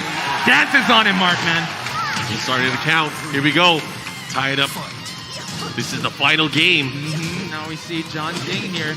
He's spinning on him. Own versus super kick. The Chloe Hawk. Oh my god, and more. Gets the wall too. Oh, and the positioning at the wall. This is where it could be big. Okay. Running option by Junding. Wants to keep him locked down here. A teep butt in big trouble, ladies and gentlemen. But he's able to just get all these pokes in. Life will be about even. What's he going to do? How is he going to approach? He does have the life lead. A teep's going to have to do something. Times are wasting. Let's see what happens. Uh-oh. Spins on him. Own version slipper kicks, but no. Oh, the tricks are coming out. They're coming out. Here we go. The wild Chloe is loose, and now a teep, but a little bit of deja vu of round number 2, ladies and gentlemen. The clock is winding down. Junding, 1 round away. That was on hit. He went for the back 1+2, and Junding's reaction was great. He put the stop on it. Ooh, the follow-up. This is a big combo. Not only that, he's going to get the positioning at the wall. Extra damage. Here you go. Yep, speaking of damage, Markman, Junding now. Not looking too good.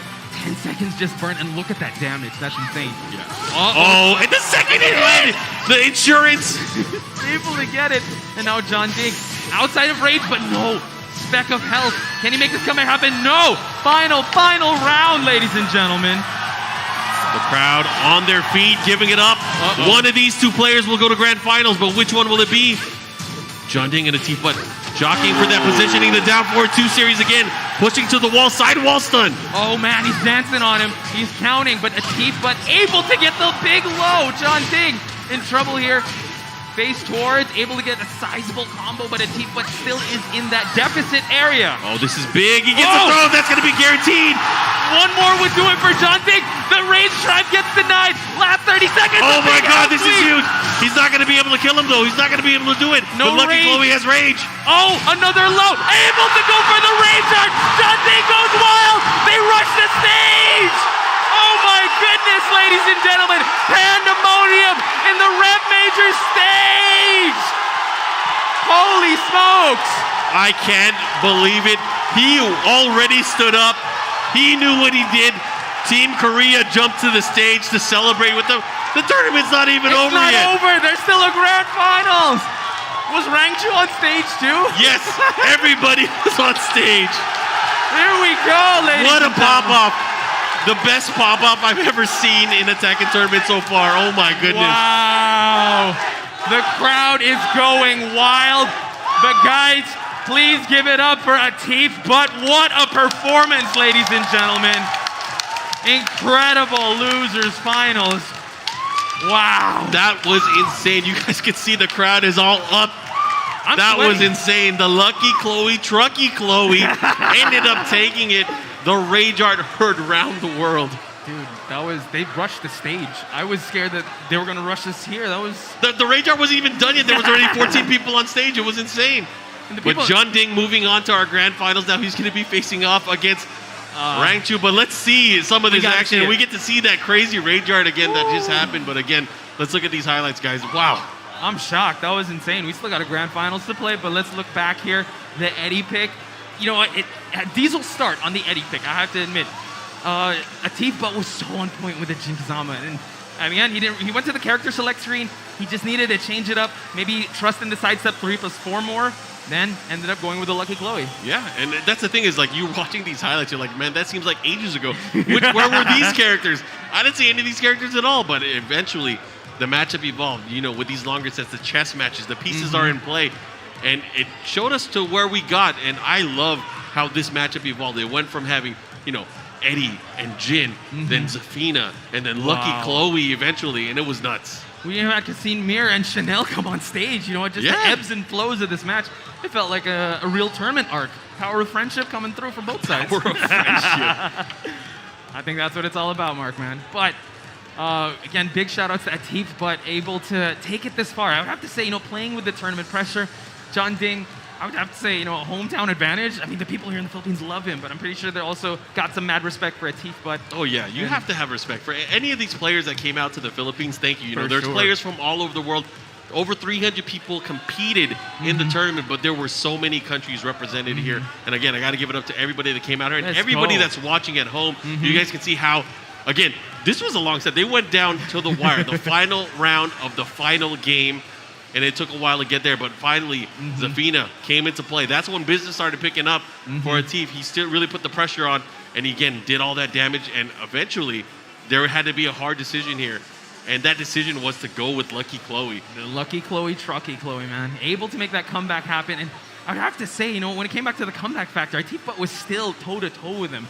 Yeah, and you know, honestly, going to that final round, it wasn't looking good for Jun Ding. Jun Ding had to pull out the lead. He started it off with a big risk here, that sidestep down 4-2 series. Boom. And I don't know if it's on the replay, but the crowd, there was, right at this moment, 20 people were on stage, right here. Exactly. I think that's when the feed cut off.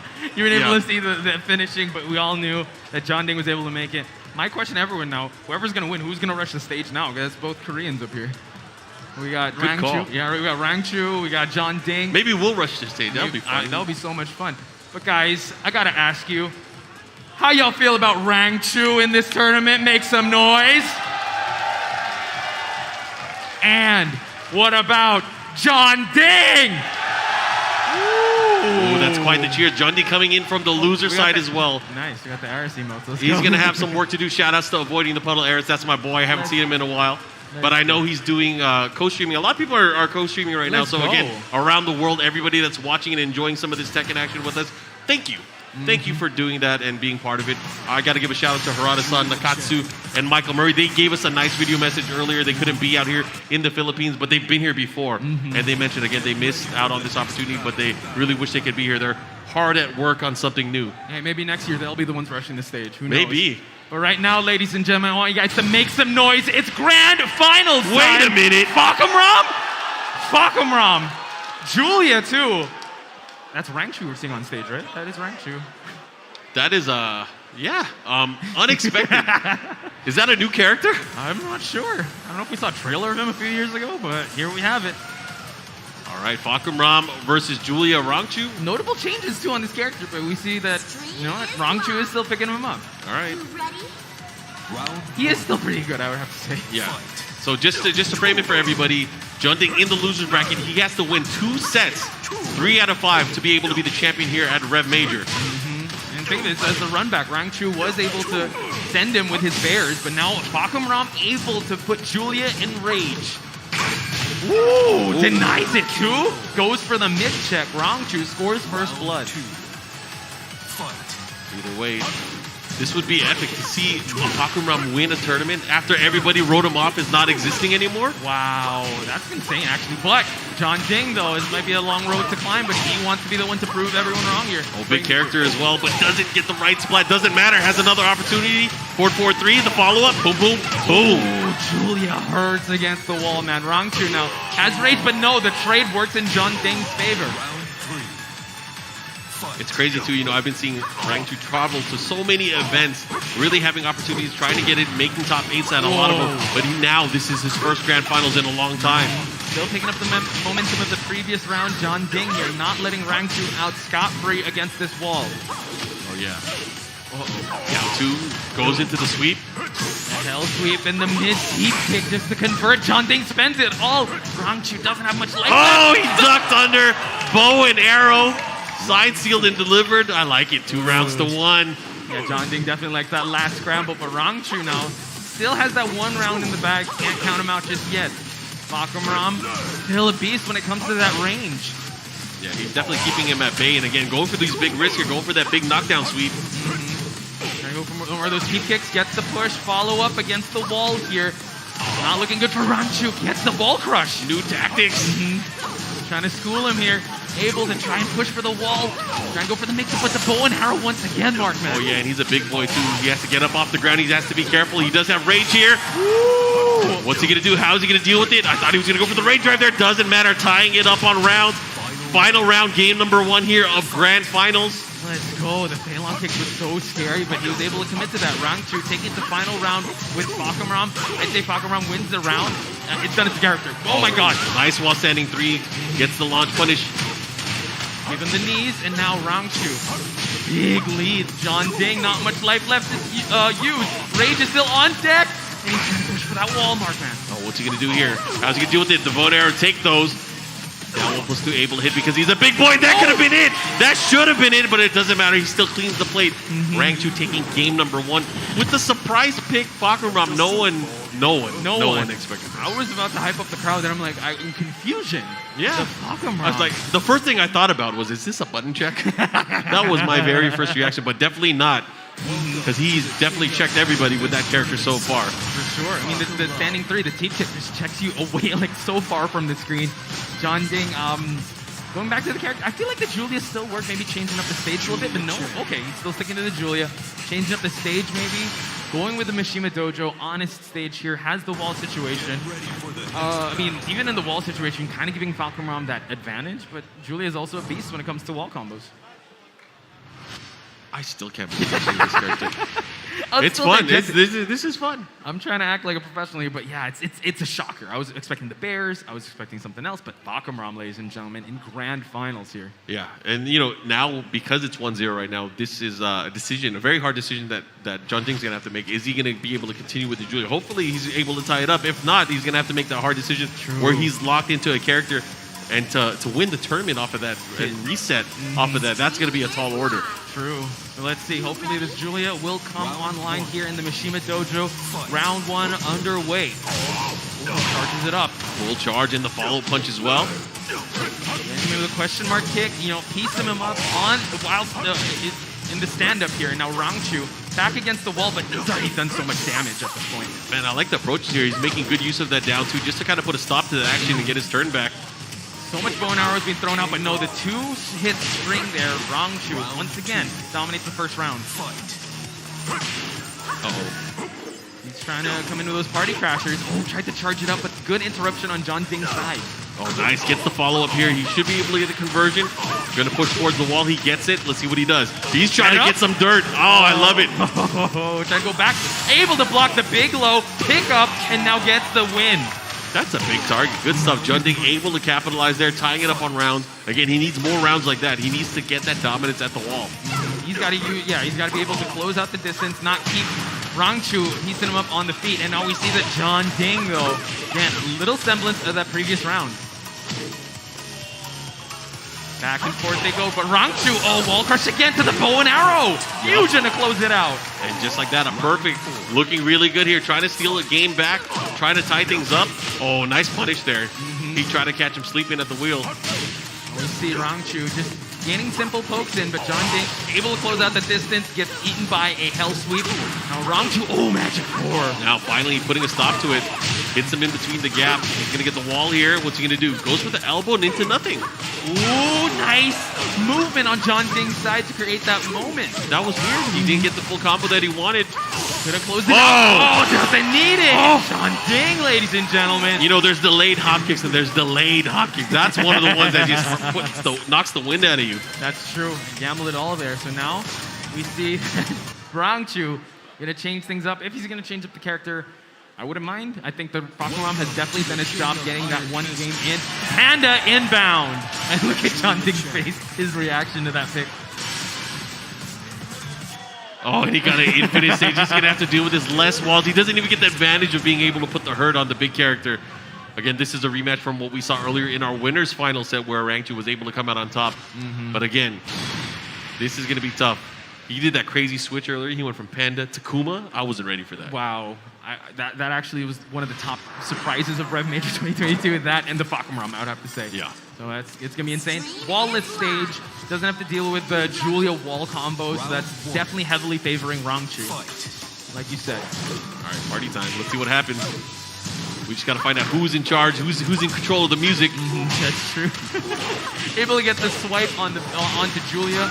Now we see that Rangchu, the Bear Pistons has been something he's been going at since their first meeting in this bracket. Oh yeah, he's been able to do it. Earlier on he was doing it against Eddie, but now against Julia, a little bit tougher of an opponent to kind of just throw moves out against. She has the amazing counter hit ability, able to do things like the Magic 4, or even just sidestep and really create opportunities for herself. True. And now gets the round again. Rangchu though. All the pokes have been going in his favor. John Ding, once he gets a big launch like that, the twisting arrow cannon, he's gonna make Rangchu pay. Yeah, that's big. Being able to against the sidestep and create those opportunities. It's something that is pretty easy to do against the Bears. They don't have the best tracking ability, and they don't have the best range up close. So, true. Again, big opportunities. Again, you can really see him sidestepping left, trying to create that opportunity for himself, maybe get another big launch. Yeah, he's waiting for it, right? But now Rangchu with that rage. Let's see if he can. Oh, the bear clef cannon. Oh, yeah. And extra damage with that rage. Goes for the drive to go to the other side.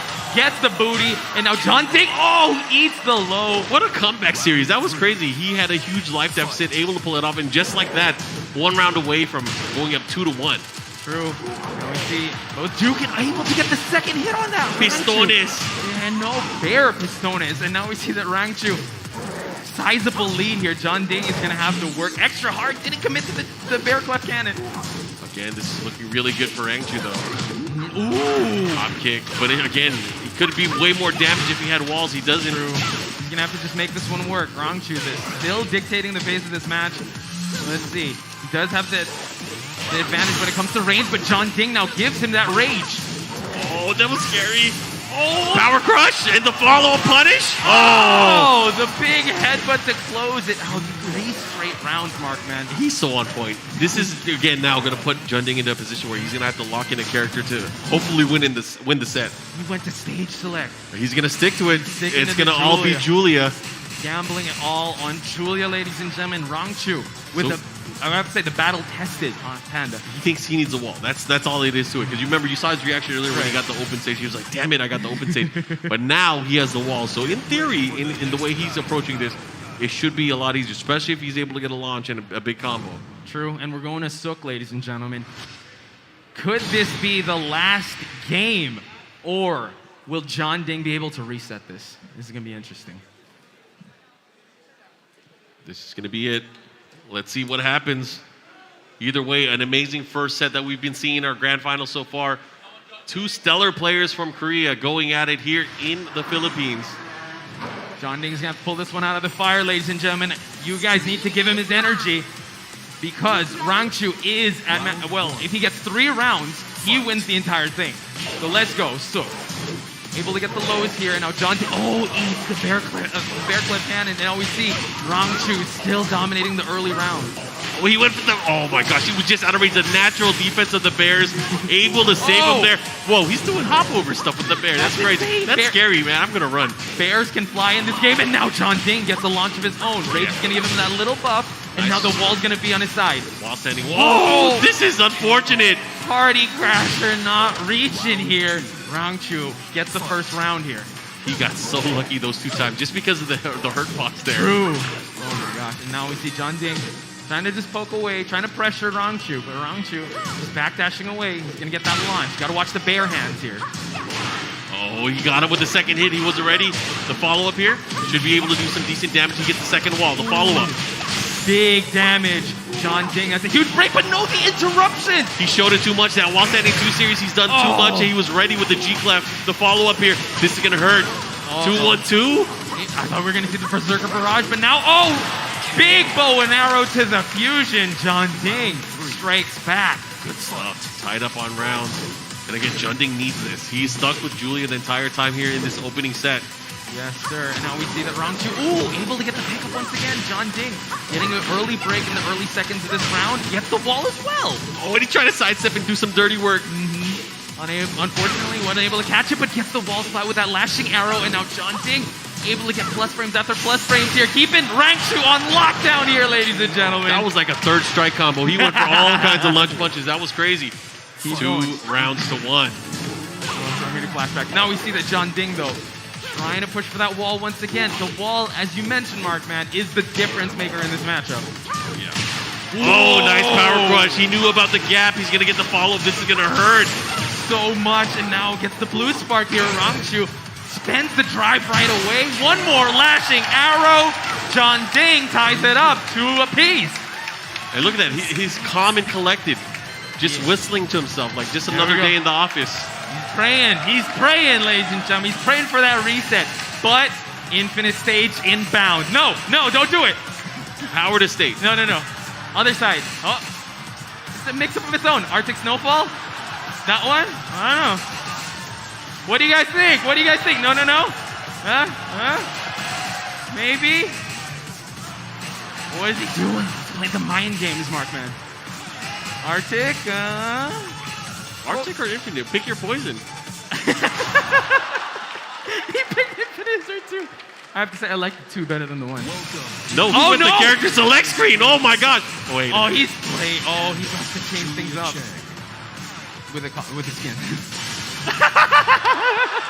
Pain. Mental betrayal. damage. Top 10 anime betrayals. Right here in Rev Major, ladies and Quit gentlemen. playing games with my heart. All right, guys, this is it. This is going to be huge. Still sticking to the Panda. We still see Julia, but now going back to the Infinite Azure. 2 this time. If there's any time that these players would need your energy, it would be now, guys. Let's get hyped. Grand Finals. What could potentially be the final game here? Let's see it. Starting things off low, Rangchu scoring a bit of damage, and now it's sizing up. Let's see, John Ding, he wants to go for those big launches. Wall is not going to be in his favor. All of these just from low pokes, but the twisting arrow cannon. Oh yeah, and that's a big one. You got to be able to know that that is punishable. Big stuff, and now Rangchu retaliates here, just trying to piece him up. Another twisting arrow cannon by John Ding. Did it, raw. He has no fear. The man with no fear, ladies and gentlemen, John Ding, now in the lead. First round, this is important. Oh, and he gets a counter hit. Counter hit, the follow-up guaranteed. Huge start for John Ding. He's making this wallless stage work. Now good interruptions, gets the side switch, but it doesn't matter. He went for the circus bear throw. Now, again, you know, one of the things that we kept seeing from Rangchu is he's going for the low. Really trying to use that to open up his opponent, trying to create more opportunities for himself. The Stonehead, not going to happen.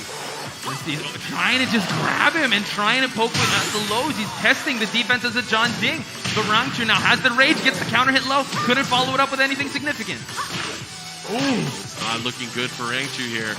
John Ding in control. He does have the life lead as well. Swift step low, 20 seconds left on the clock, and now we see the headbutt. Could be the difference maker. Lashing arrow gets denied, gets the rage drive denied, and now we see John Ding. He's gonna try to wait this one out. Oh, time's a wasting with the shotgun bang. Able to find its mark. John Ding looking to get the reset here. Will he be able to do it? The crowd's going wild. I'm scared we're gonna have more people rush the stage, Mark. No, not on our watch. Let's see. Rangchu, though, just denying the early seconds so far from John Ding. Just tagging him on the legs. But he's getting the bigger swings, though, when he gets those twisting arrow cannons. He tried to get him with the gap again. Not able to do it. Let's see what he does. Oh, doesn't want him to go in the hunting bear. And now life is about even on both sides. About to be 30 seconds. The hop kick. Could this be? This is big. He's going to have an opportunity. Is it going to kill? It is going to kill. No, it's not. It's not enough. Little premature celebrations. The drive gets denied. One more. Both of them. Chip out. And John Ding resets it, ladies and gentlemen. Wow. Markman, at this point, John Ding looks unstoppable with the crowd on his side. He does look unstoppable. The crowd is hype. Rangchu now has to make a hard decision here because, again, it's going to be a reset. We have JDC coming up. He's going to offer some words of advice. It looks like he's actually approaching John Ding. They are training partners. You know that. True. He's actually going to give some words of advice. Uh-oh, here we go. Words of wisdom from JDCR himself. Are we going to call for a friend for Rangchu's side? He's probably discussing where they're going to get food later. Probably. I'd recommend Jollibee. Yeah, he was like, you know what? I was really looking to try this thing called Senegon. Yeah, let's definitely do that. But I have to point our attention back to the center of the stage here. Rangshu looks unfazed. But now, Pina's coming up. Pina, ladies and gentlemen. Donuts, USG, let's go. At this point, I think that you should get them seats. Just sit behind them. Whisper sweet nothings, blow kisses in his area. Good punish. Look at that. Tell him to go away. Uh-oh. Here we go, ladies and gentlemen. All right, guys, here we go. Our grand finals. Reset, Markman. Reset by John Ding. He is powerful with people by his side, but Rangchu, he's still got that pocket Kuma. I just have to point that out. Just bring it out there. Here we go. It is the race to 3 to decide the champion here. Tekken World Tour 2022 Master Event, Rev Major 2022. John Ding's asking for it. He wants that smoke. Rangchu's gonna definitely oblige. Let's see. Changing to the Kuma. That's when you know it's serious. Soul battle ready Kuma. And now we're going to Hammerhead. People popped off when this Kuma was picked. He played differently when he used Kuma earlier. He went for the bear uppercut. He did all kinds of crazy stuff. Jugular, that's what he was going for. He was going for the throat. He wanted to cut.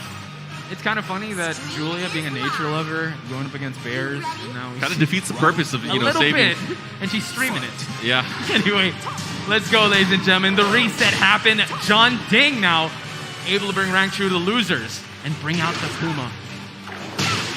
Oh, again, he's been getting so much mileage off the lunge punches as well. Swiping at the legs, still going low, and goes for the slide. Oh, man, he is going wild. He is playing differently. Whoa! Oh, my gosh, that's going to hurt, but it might not be able to hurt that much. Still able to get it, still to get the attention of Rangchu, and now John Ding, unable to use the rage. Still on the board. I mean, Rangchu, and, he always gets the first round, but John Ding, a little slow starter, and goes for the low parry. Yeah, is he going to be able to go all the way to the wall? He should be able to. Julia is that wall carry queen, and now she's just bullying Rangchu in the corner here. Let's see if he can try to go for that splat. Oh, he gets it. Yeah, that was a big counter hit. The follow-up here, what's he going to do? Goes for the wall standing 2. Oh, bow and arrow denied. Bear Pistons, but the side wall saves his life. Good adjustment, but his back is still towards the wall there. Not in Rangchu's favor. John Ding, overextensions there. He slides under. I like the option. That was so sick. Oh my God, denies the drive. John Ding, oh no, falls to the low again. I'm telling you, this Kuma pick is a completely different character. I wonder what Pena whispered in Rangchu's ear. It's definitely working so far. Able to get the good punish here. Rangchu still trying to push John Ding to that corner. Oh, counter hit. Oh no, it wasn't. Unable to. Oh, gets the stone hit. Now let's see. John Ding has rage on deck. Can he use it? Those speck of health, Barkman. No! Ends it with a perfect. That was crazy. It was a big turnaround there. He was able to really dominate the use of the down back too, but also just the spacing and going for different moves. He was, yeah. He completely kind of changed his game plan going into it too. So Rangchu, like you said, different character. I'm telling you, Kuma. Still going, again, I think he's taking this time to reassess, readjust, and think about it. He needs the wall, right? He wants to be able to bring it back to Sook and be able to show, highlight Julia's strength. And it's really pressing against the wall, carrying to that wall, and just keeping you locked down there. Yeah, and that was the strategy last time because he picked the market stage early on as well. And he was able to build that momentum and make that comeback throughout the first set of the grand finals. True. And we see not battle ready, but still the Kuma pick. And like you said, it's just a different approach on the side of Rangchu here. A lot more confident, a lot more aggressive, more on point with the reads, and definitely John Ding has a puzzle to solve in front of him. All right, here we go. Sook stage. Kuma versus Julia. I don't think this preset that much. Oh, big opening, gets the hug. And now we see Rangchu pushes to that wall. Yeah, he's going to make him regret picking the stage. Oh, yeah. That double bear hug, able to get a lot of damage out of it early on. Look at this adjustment. Oh my God. That worked in his favor. My goodness. Double perfect back-to-back by Rangchu. Yeah, he's continuing that momentum. He is definitely feeling himself. Let's see what he goes for now. Trying to swipe away, trying to interrupt John Ding's rhythm and flow. And now we see that John Ding trying to be a little more aggressive here. Gets the whip punish on that whip low bear claw. Yeah, I like it there. Now he's going to get a wall splat. The follow-up here, this is going to hurt. That's the mix. Little off axis, but he gets significant damage and now tries to headbutt against the wall. Gets more plus frames. Oh, goes for the barrel. Hunting continues to go for it. Oh, the second hit was unprepared for it. Oh, this is going to be big. Oh, wait. Adjustment. That's unfortunate. They trade blows. Tried to go for the G-slap, but no. Able to get the side splat and able to get the can-can to the booty. Rangchu, look at that. He's popping off a little bit there. He is trying to pull away. He's going to put himself in that same position that we saw early on because he was up 2-0 at one point. Now Junding being challenged here. Here comes Rangchu again with that confidence, going for the bear hug. Dude, he's using the entire arsenal of bear attacks. Hey man, he picked Kuma. He wants to use the entire moveset. He will be using it. I'm just waiting for him to do the Raging Demon. Or is that that's Akuma, right? Oh yeah, that's a different Kuma. But now, able to get a splat in the process. Junding able to get around. Beautiful stuff. There's still a lot of fight left in Junding, ladies and gentlemen. Definitely not going down quietly. Here we go. Again, this approach while standing 3. Really tempting. Able to pull the trigger there on that second hit. And now reaps the reward. There we go. Keeps him there. He wants the positioning. Sometimes if you go for the Iron Mountain, you go on the other side. But look at this. Big combo damage. Oh, this is huge. Rangchu now able, gets stuffed in the process. Doesn't pull the trigger there. Oh! That is unfortunate because he went for the right punish there, but unfortunately was not fast enough. Berserker Barrage. There we go. Rangchu now, denies the rage drive. Rangchu, no! Low parry. Junding made it work. That was insane. The presence of mind going for that back turn low kick as well. Just in the scramble, right? He's still seeing 20-20. So now let's see. Not fully committing yet, Rangchu. He's baiting him to do something. Oh, the second hit. Oh, he's going to have to be careful. Gets the knockdown into the slidey. Slides on him. Now we see Junding. Worst position for him, getting that wall behind him. And now Rangchu realizes that. Good realignment. And now the movement on Junding, though. Oh, I like it. The pickup. He went for a throw. Why did he go for a throw? Determined nerves. The scramble, maybe. Rangchu now still dictating how this fight will commence. And now we see, the interruption on Rangchu. The second hit. Trying to go for the headbutt. Calls for it. Is it going to hit? Oh! He's able to do it. It's going to kill. It's going to kill. He has a sliver of life left, and it was counter hit as well. And Junding steals the game away. Ladies and gentlemen, Junding needs to buy a lotto ticket. The stars are just aligning for Junding. We do see JDCR in the corner of Junding. Someone noticed JDCR. Junding, look, your friend. He's right behind you. Junding, there he is. Is that like you're coaching his coach? I'm helping him out. We got the mic. I don't want JDCR to strain his voice here. Yeah, you can't leave your homies hanging. Exactly. Wow. Show love for the homies, ladies and gentlemen. Tied up, everybody. 1 game apiece. This epic showdown here in our grand finals. The final set as well. We're going to the geometric plane. Still giving walls to Julia, so this is very interesting here. Still sticking to the Kuma, not the Panda. So definitely no Fakumrams here.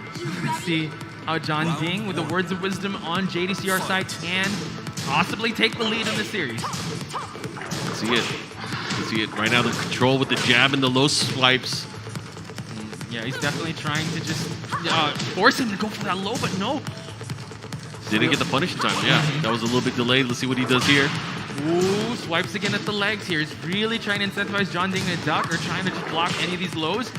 Really get the side swipe. All have been on stand-up, Markman. All this damage, at least. Oh, there's the demon uppercut. Big opportunity. That is very punishable, though. He's going to have to be careful, especially if he's going for that. But the big swipe here, the follow-up, going to push towards the wall. Rangchu getting the most of these exchanges, but no, Junding able to get that pickup in the back four. And now the wall situation, followed it up. Junding, ladies and gentlemen, in the lead. Yeah, now finally pulling off into the lead there. Took him a while to get there, but he's finally here. Let's see if he's able to capitalize and go further. Trying to go for that sit-up, and now we see Rangchu back against the wall.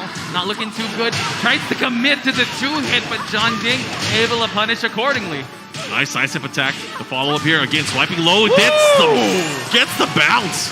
Now we see so much damage. Julia's damage is being highlighted, ladies and gentlemen. Junding taking this momentum, trying to run away with it. He wants and smells this championship. He wants it. He sees it at his reach, but Rangchu is still a big threat. You cannot count this bear out. See him trying to, will he commit to the party crasher here? Now we see, good punish on Rangchu's side. Still, I would have to say the poking department. No! John Ding, though, goes for that low parry. I think he's had enough of those lows. Yeah, not on my watch. Let's see what he does with it. Keeps him there. Goes for the wall standing attack. The follow-up here, not going to kill. One mix-up could do it, and that is a big one. That is a big one, ladies and gentlemen. Right now, John Ding is up 2-1 here, and he needs one more game to be our champion. Markman, not to mention that was 3 rounds straight, a no-round round. The confidence must be soaring for John Ding. And now, let's look at what Rangchu's going to do. He's going to switch to Panda. He's been switching back and forth between these two characters. It's a character crisis, ladies and gentlemen. And now going to the Devil's Pit. How apropos here to settle such a rivalry of the Bears versus Julia. You got to settle in volcanoes, like you and Steve said. That's where you settle beefs. That's when you know it's real. When you fight in a volcano, you're fighting for more than pride. And now with tornadoes in the background, right? Either way, this is a big one. John Ding, again, 1 game away from winning the whole thing. And Rangchu's locked in with Panda the entirety of the tournament. All eyes are on John Ding and Rangchu, ladies and gentlemen. Make some noise. Let's see how this match is going to play out. John Ding in the lead. Ooh, able to catch him. Still able to convert as well. He's going to get the wall. Queen of elbows and knees here. Nice Rangchu. block. Yeah, able to hit the punish, but no, the low parry. The low parries are working like so well for him. It means he's telegraphing it too much, maybe going to the low too much. John Ding able to get the screw to the wall.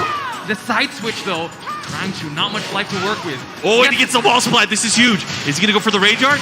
He might have to. Rage drive, and now tries to go for another wall situation. So much damage, but John Ding in the half lead. Slow motion.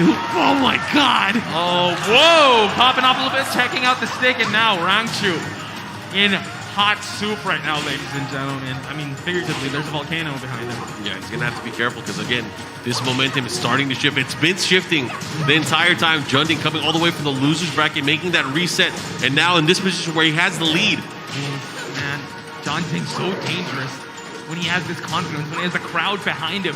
Rangchu still trying to, be able to poke these lows, but low parry still inbound, still a constant threat on John Ding's side. Oh, nice second hit. You gotta be careful. Ooh, the ducks. Oh, man, the swift low. Let's see, nice interruption. Gets the swipe on the leg, the bow and arrow lands as the fusion. Rangchu, not much life, Markman. He's gonna have to do something. He get one hit, he can do it though. He's gonna have to be careful. Goes for the rage drive, keeps him away. That's big. Final seconds. Just goes for the low. John Ding, ladies and gentlemen. Potential last round for him to win. This is tournament point. In the open now, you got to remember there are no walls here. This could be, to Rangchu's advantage, but the bow and arrow has been landing so far. John Ding goes low again. Doesn't go for the launch. Instead, gets a little low jab, tries to beat the option. What's he going to do here? Trying to even up the life, and there he is. Trying to poke away, but John Ding one big launch away from sealing the deal here. About to be 30 seconds left on the clock. Able to get the pickup. Could this be it, ladies and gentlemen? John Ding is your REV Major 2022 champion. Let's go. Well deserved. You guys got to give it up. Second place, we have Rangchu from Korea. Wow, the crowd is going wild for John Ding, but like he said, Rangchu putting up a valiant effort. Second placer is still pretty good, but the night goes to John Ding. Oh yeah. Great stuff, and again, everybody, thank you guys for watching. Thank you guys for tuning in. Got to give it up for, again, all of our placers here throughout the tournament. Great stuff. Beautiful, man. The Philippine crowd's like no other, I have to say. How do you feel? Like everyone's standing behind us. It's been fun. It's been an exciting and electric evening of action. What was that?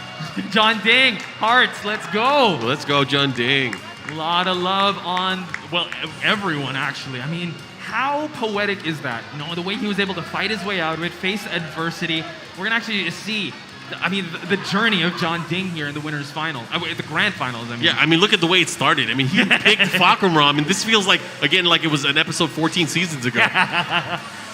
True, but the constant that John Ding stuck with was that Julia. So you have to think, maybe the Julia is a marathon character. The longer he plays, the stronger he gets. It was all that learning that we saw from the very beginning, because you remember they played each other in the winners finals, right? He was using Eddie. Eddie did not work out at all, so he finally bit down, made the hard decision, stick with Julia, and it paid off. He made the long run. Yes. I'd like to say the scenic route. The scenic route. I mean, the scenic route through the losers final was crazy too, because he had that epic matchup against Latif Butt as well. True. Made it all the way back here and ended up winning in 2 sets very cleanly. And again, this is where things started heating up, because again, we went down to the final round in that opening set. This was the stage that gave him that reaction, like, oh, this is not good. Why are we in an infinite stage? But the kind words of JDCR, I don't know what he whispered to him, man. He was talking about what they're getting for dinner. I guarantee it. I guarantee it. That's exactly what he was going for. And now these guys are going to be able to get that nice dinner. It's Sinigang for sure. I think you were right on that. Like, it seemed like they were going to go for that. So, man, what a set. I mean, just John Ding, ladies and gentlemen, going through the fire and flames, able to make this far. But I have to, give your props to Rangchu, bringing back the 2 bears. Gutsy performance. I mean, these are battle-tested bears, and he's had that character crisis a little bit, right? He was trying to sub it out, trying to change it up, but now in Rev Major, he made that bear character work from lock in that second place. I feel like that's the name of the game, though. If you look at the top 3 placers in this tournament, they all use multiple characters in the top 8 alone. Dotering, right? Bring out the Marta. Yeah. That's definitely, I mean, we've seen it in ICFC before, but now see it here. It seems like that's the name of the game. For you to be able to patch the holes in your game, you got to go with different characters. Yeah, you got to have those options of deck, and you have to be on point, ready to perform at any given moment. Looking at some of these moments from the final set between these 2 players, they ended up in the Souk stage again. And this is really when Junding started to pull away. When he started to take that advantage, and you can see it here in this round in particular. There's that follow-up there. And I think this was the last time we really saw the momentum shift between the 2 players. Because right now, when he started going for that wall pressure, doing things at the wall, having that confidence, going for things like the bow and arrow, that's really when it started changing things around. That clutch slow parry as well. Yeah. Because it could have been a very different story. It could have been a very, very different story. Can I just say, if we try looking at the top 8, I think all of the Rage art highlights have been a John Ding side. I mean, we saw a lot of Julia's. With Julia, the Lucky Chloe. It's amazing how he's able to, in these clutch situations, white knuckle moments, he's able to, run the ball into the end zone and not blink. Yeah, and hands down, the moment of the tournament was that Rage Art victory that he had against Latif Butt earlier. That was insane. That felt like the grand finals. Yeah, that felt like the grand finals win, man. It was crazy. Yeah. Again, great stuff. And again, to everybody that's here, thank you for coming to the event. Not just that, but thank you for watching the event. It's been an amazing time. So again, this was a fun day for Tekken. Look at that, John Ding. I mean, we still got to award the winners here, but he's already signing it. He's a superstar. He's already getting swamped for autographs and stuff. This is crazy. Yeah, dude, everyone's swarming the stage. This is insane. So, I mean, Mark, man, this has been a pleasure, man. We've been talking about offline. It's finally come to full form. I'm so excited to see everyone and also be sharing the mic. It's been awesome, man. Oh yeah, it's been fun. And again, I want to thank everybody that's been part of it. Gaming, that was definitely what we saw today. We saw some good ass Tekken. We didn't see Ling Xiaoyu, but we saw some good ass Tekken, and everybody representing here throughout the entire weekend. Thanks, guys, for. I mean, I got to give it up. Everybody, give it up for yourselves. Everybody here in the Philippines that made it out for this amazing event. The team over at Goliath Concepts for putting on Rev Major. Shout outs to Richard and his team. You guys did an amazing job. And man, it's been fun. I had such a blast being back here. The world coming back, having these offline events, these amazing highlights for the game that we love. Great stuff. Yeah, actually, I think we want the camera to pan to the, well, I mean, the man of the hour, the man of the hour. Look, it's the Harada cosplayer. It's uncanny. It's uncanny. It's okay. It's the best we could do. I mean, we're gonna get the real one, so we got this one, right? You know that meme, like we have Harada. We have Harada at home. Yeah. Even your mom tells you we want Harada. We want Japanese Harada. Oh, ladies and gentlemen, but it's been insane. Markman, any final words before we go? That was good Tekken. I can't wait for more. You guys stay tuned for more Tekken action. Follow all the social media accounts, BNE Esports, and of course the Tekken channel. And again, thanks guys for tuning in. You can say whatever you want. I'm done. I'm happy to be here. I'm happy to be here as well. We got to do some awarding. I got to put my coat back on. I got to be the one to award these guys. But thank you guys so much for tuning in. There we go. Here we go. John Ding's org. Let's go. Let's do it. Hey, we did it. We did it. The power of friendship. Guys, we're going to take a short break, but we are going to do the awardings after that. Thank you guys so much for tuning in. Stay put. We'll be right back.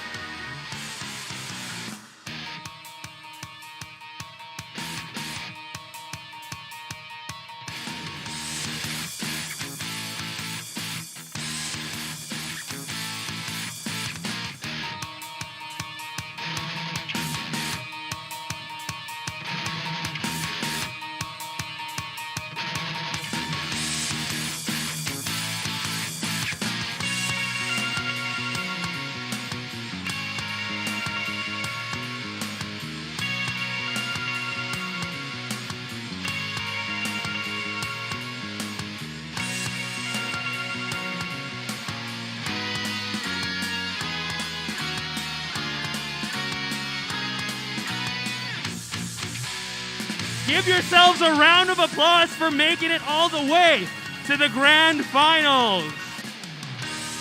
Holy smokes. Can we please get some crowd control first, ladies and gentlemen? There will be enough time to take pictures with everyone. But we got to award the top 8. So please, let's give these players their due, okay? All right, round of applause for the players as well. Woo. May we call on stage the 2 players that tied for the 7th place, Ulsan and AK!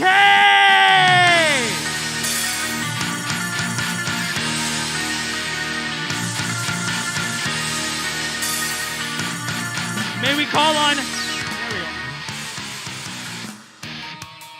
Shout-outs once again to Sir Richard Brohan to award the winners.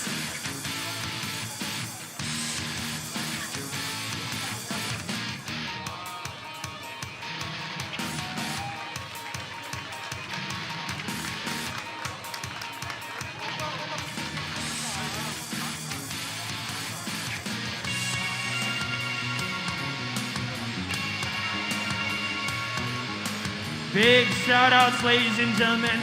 And tied in 5th place, show some love for Dodoring and Bork!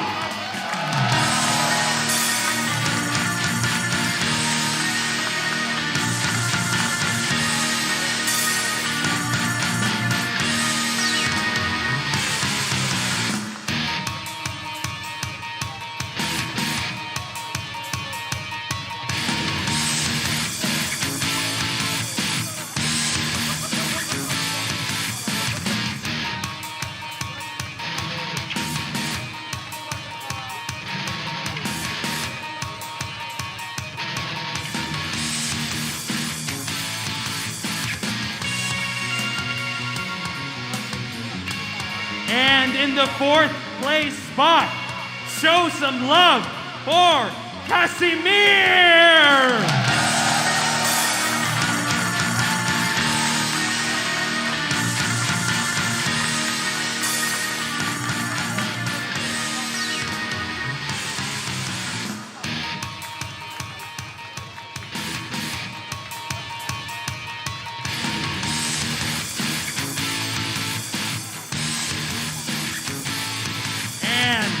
In the 3rd place spot, make some noise for Atif Butt!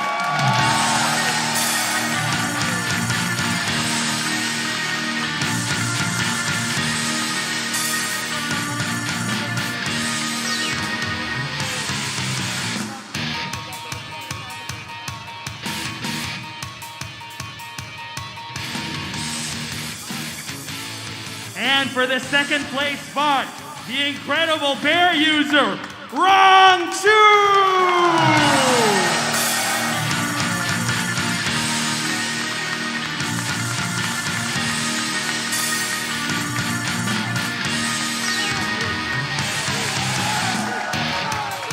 And ladies and gentlemen, show some love for your champion for Tekken 7, John Ding!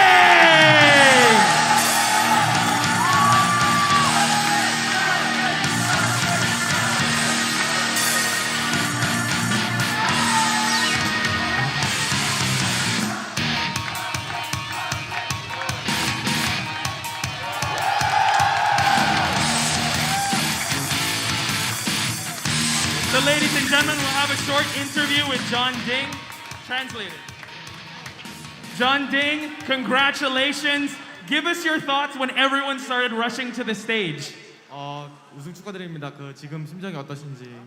우선은 솔직히 뭐 대회 우승할 거라고 생각하고 오진 않았고 그냥 탑8을 먼저 가자 이 생각으로 왔는데 뭐 이번에 대지 운도 좋았고 경기력이 좀 팬들한테 좋게 보여줄 수 있어서 좋았던 것 같아요. Coming to this tournament, I wasn't thinking about winning. I just wanted to go in top 8. However, I got lucky, and I'm very glad that I got to show a great performance to the crowd. Speaking of Lucky Chloe, you picked Lucky Chloe. Did the crowd help you pick Lucky Chloe? 그 관객의 반응 때문에 럭키 클로이를 뽑으셨나요? 원래는 북 선수랑 했을 때 두 번째 줄리아 사용하려고 했는데 줄리아 커서에 올리니까 조용하더라고요. 그래서 럭키 클로이 할 때 막 소리 지르길래 럭키 클로이 했어요. Against Book, I was about to use Julie. Oh, Julia. However, the crowd was having no reaction at all. Oh. But when I put it on Lucky Chloe, everyone was shouting, so I decided to choose Lucky Chloe. Let's go! Last but not least, John Ding, the crowd loves you. Do you have any message to your Philippine audience? 필리핀 팬들에게 한마디 해주신다면? 이렇게 대회 올 때마다 정말 제가 이제 뭐 프로게이머를 한 지 한 5년 정도 됐는데 항상 여기 올 때마다 제가 뭐 연예인이 된 것 마냥 많은 사람들이 사인을 또 해달라고 하고 사진을 요청해서 너무 감사하고 항상 이렇게 많은 관객분들이 함께할 수 있어서 감사하다고. 네. It's just been 5 years since my pro career started. However, every time I come to the Philippines, you guys treat me like a celebrity and always ask for pictures and autographs. So I'm very thankful for the crowd in the Philippines. All right, John Ding. 한 마디만 더 하고 싶다고. 네, I want to say one more thing. 제가 이제 토요일 날 이제 토너먼트 했었을 때 저희 할아버지가 돌아가셨거든요. 그 할아버지한테 정말 좋은 선물 드릴 수 있어서 감사하다고. 여러분 감사하다고. While he was competing on Saturday, his grandfather passed away. So he's very happy right now that he got to give him like a bye-bye gift by winning this tournament today. John Ding, we love you. Rest in power to your grandfather. Thank you so much, guys. Your champion for Tekken 7. Give it up for John Ding! Also, give it up for your top 8, ladies and gentlemen. They'll have a photo op here. So let's go. John Ding.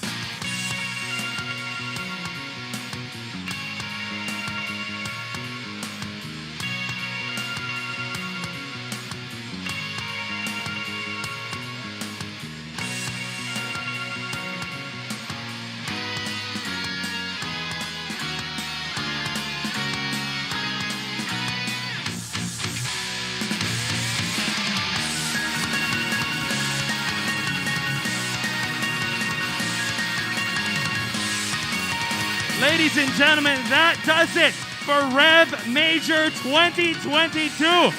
Give yourselves a round of applause. And do use the hashtag do it again because you know we're going to do it again next year. Thank you once again, ladies and gentlemen, from everyone here in Goliath Concepts and everyone backstage. We cannot thank you guys enough. Please get home safe and have a great night. Time that with me, I'm just so happy I met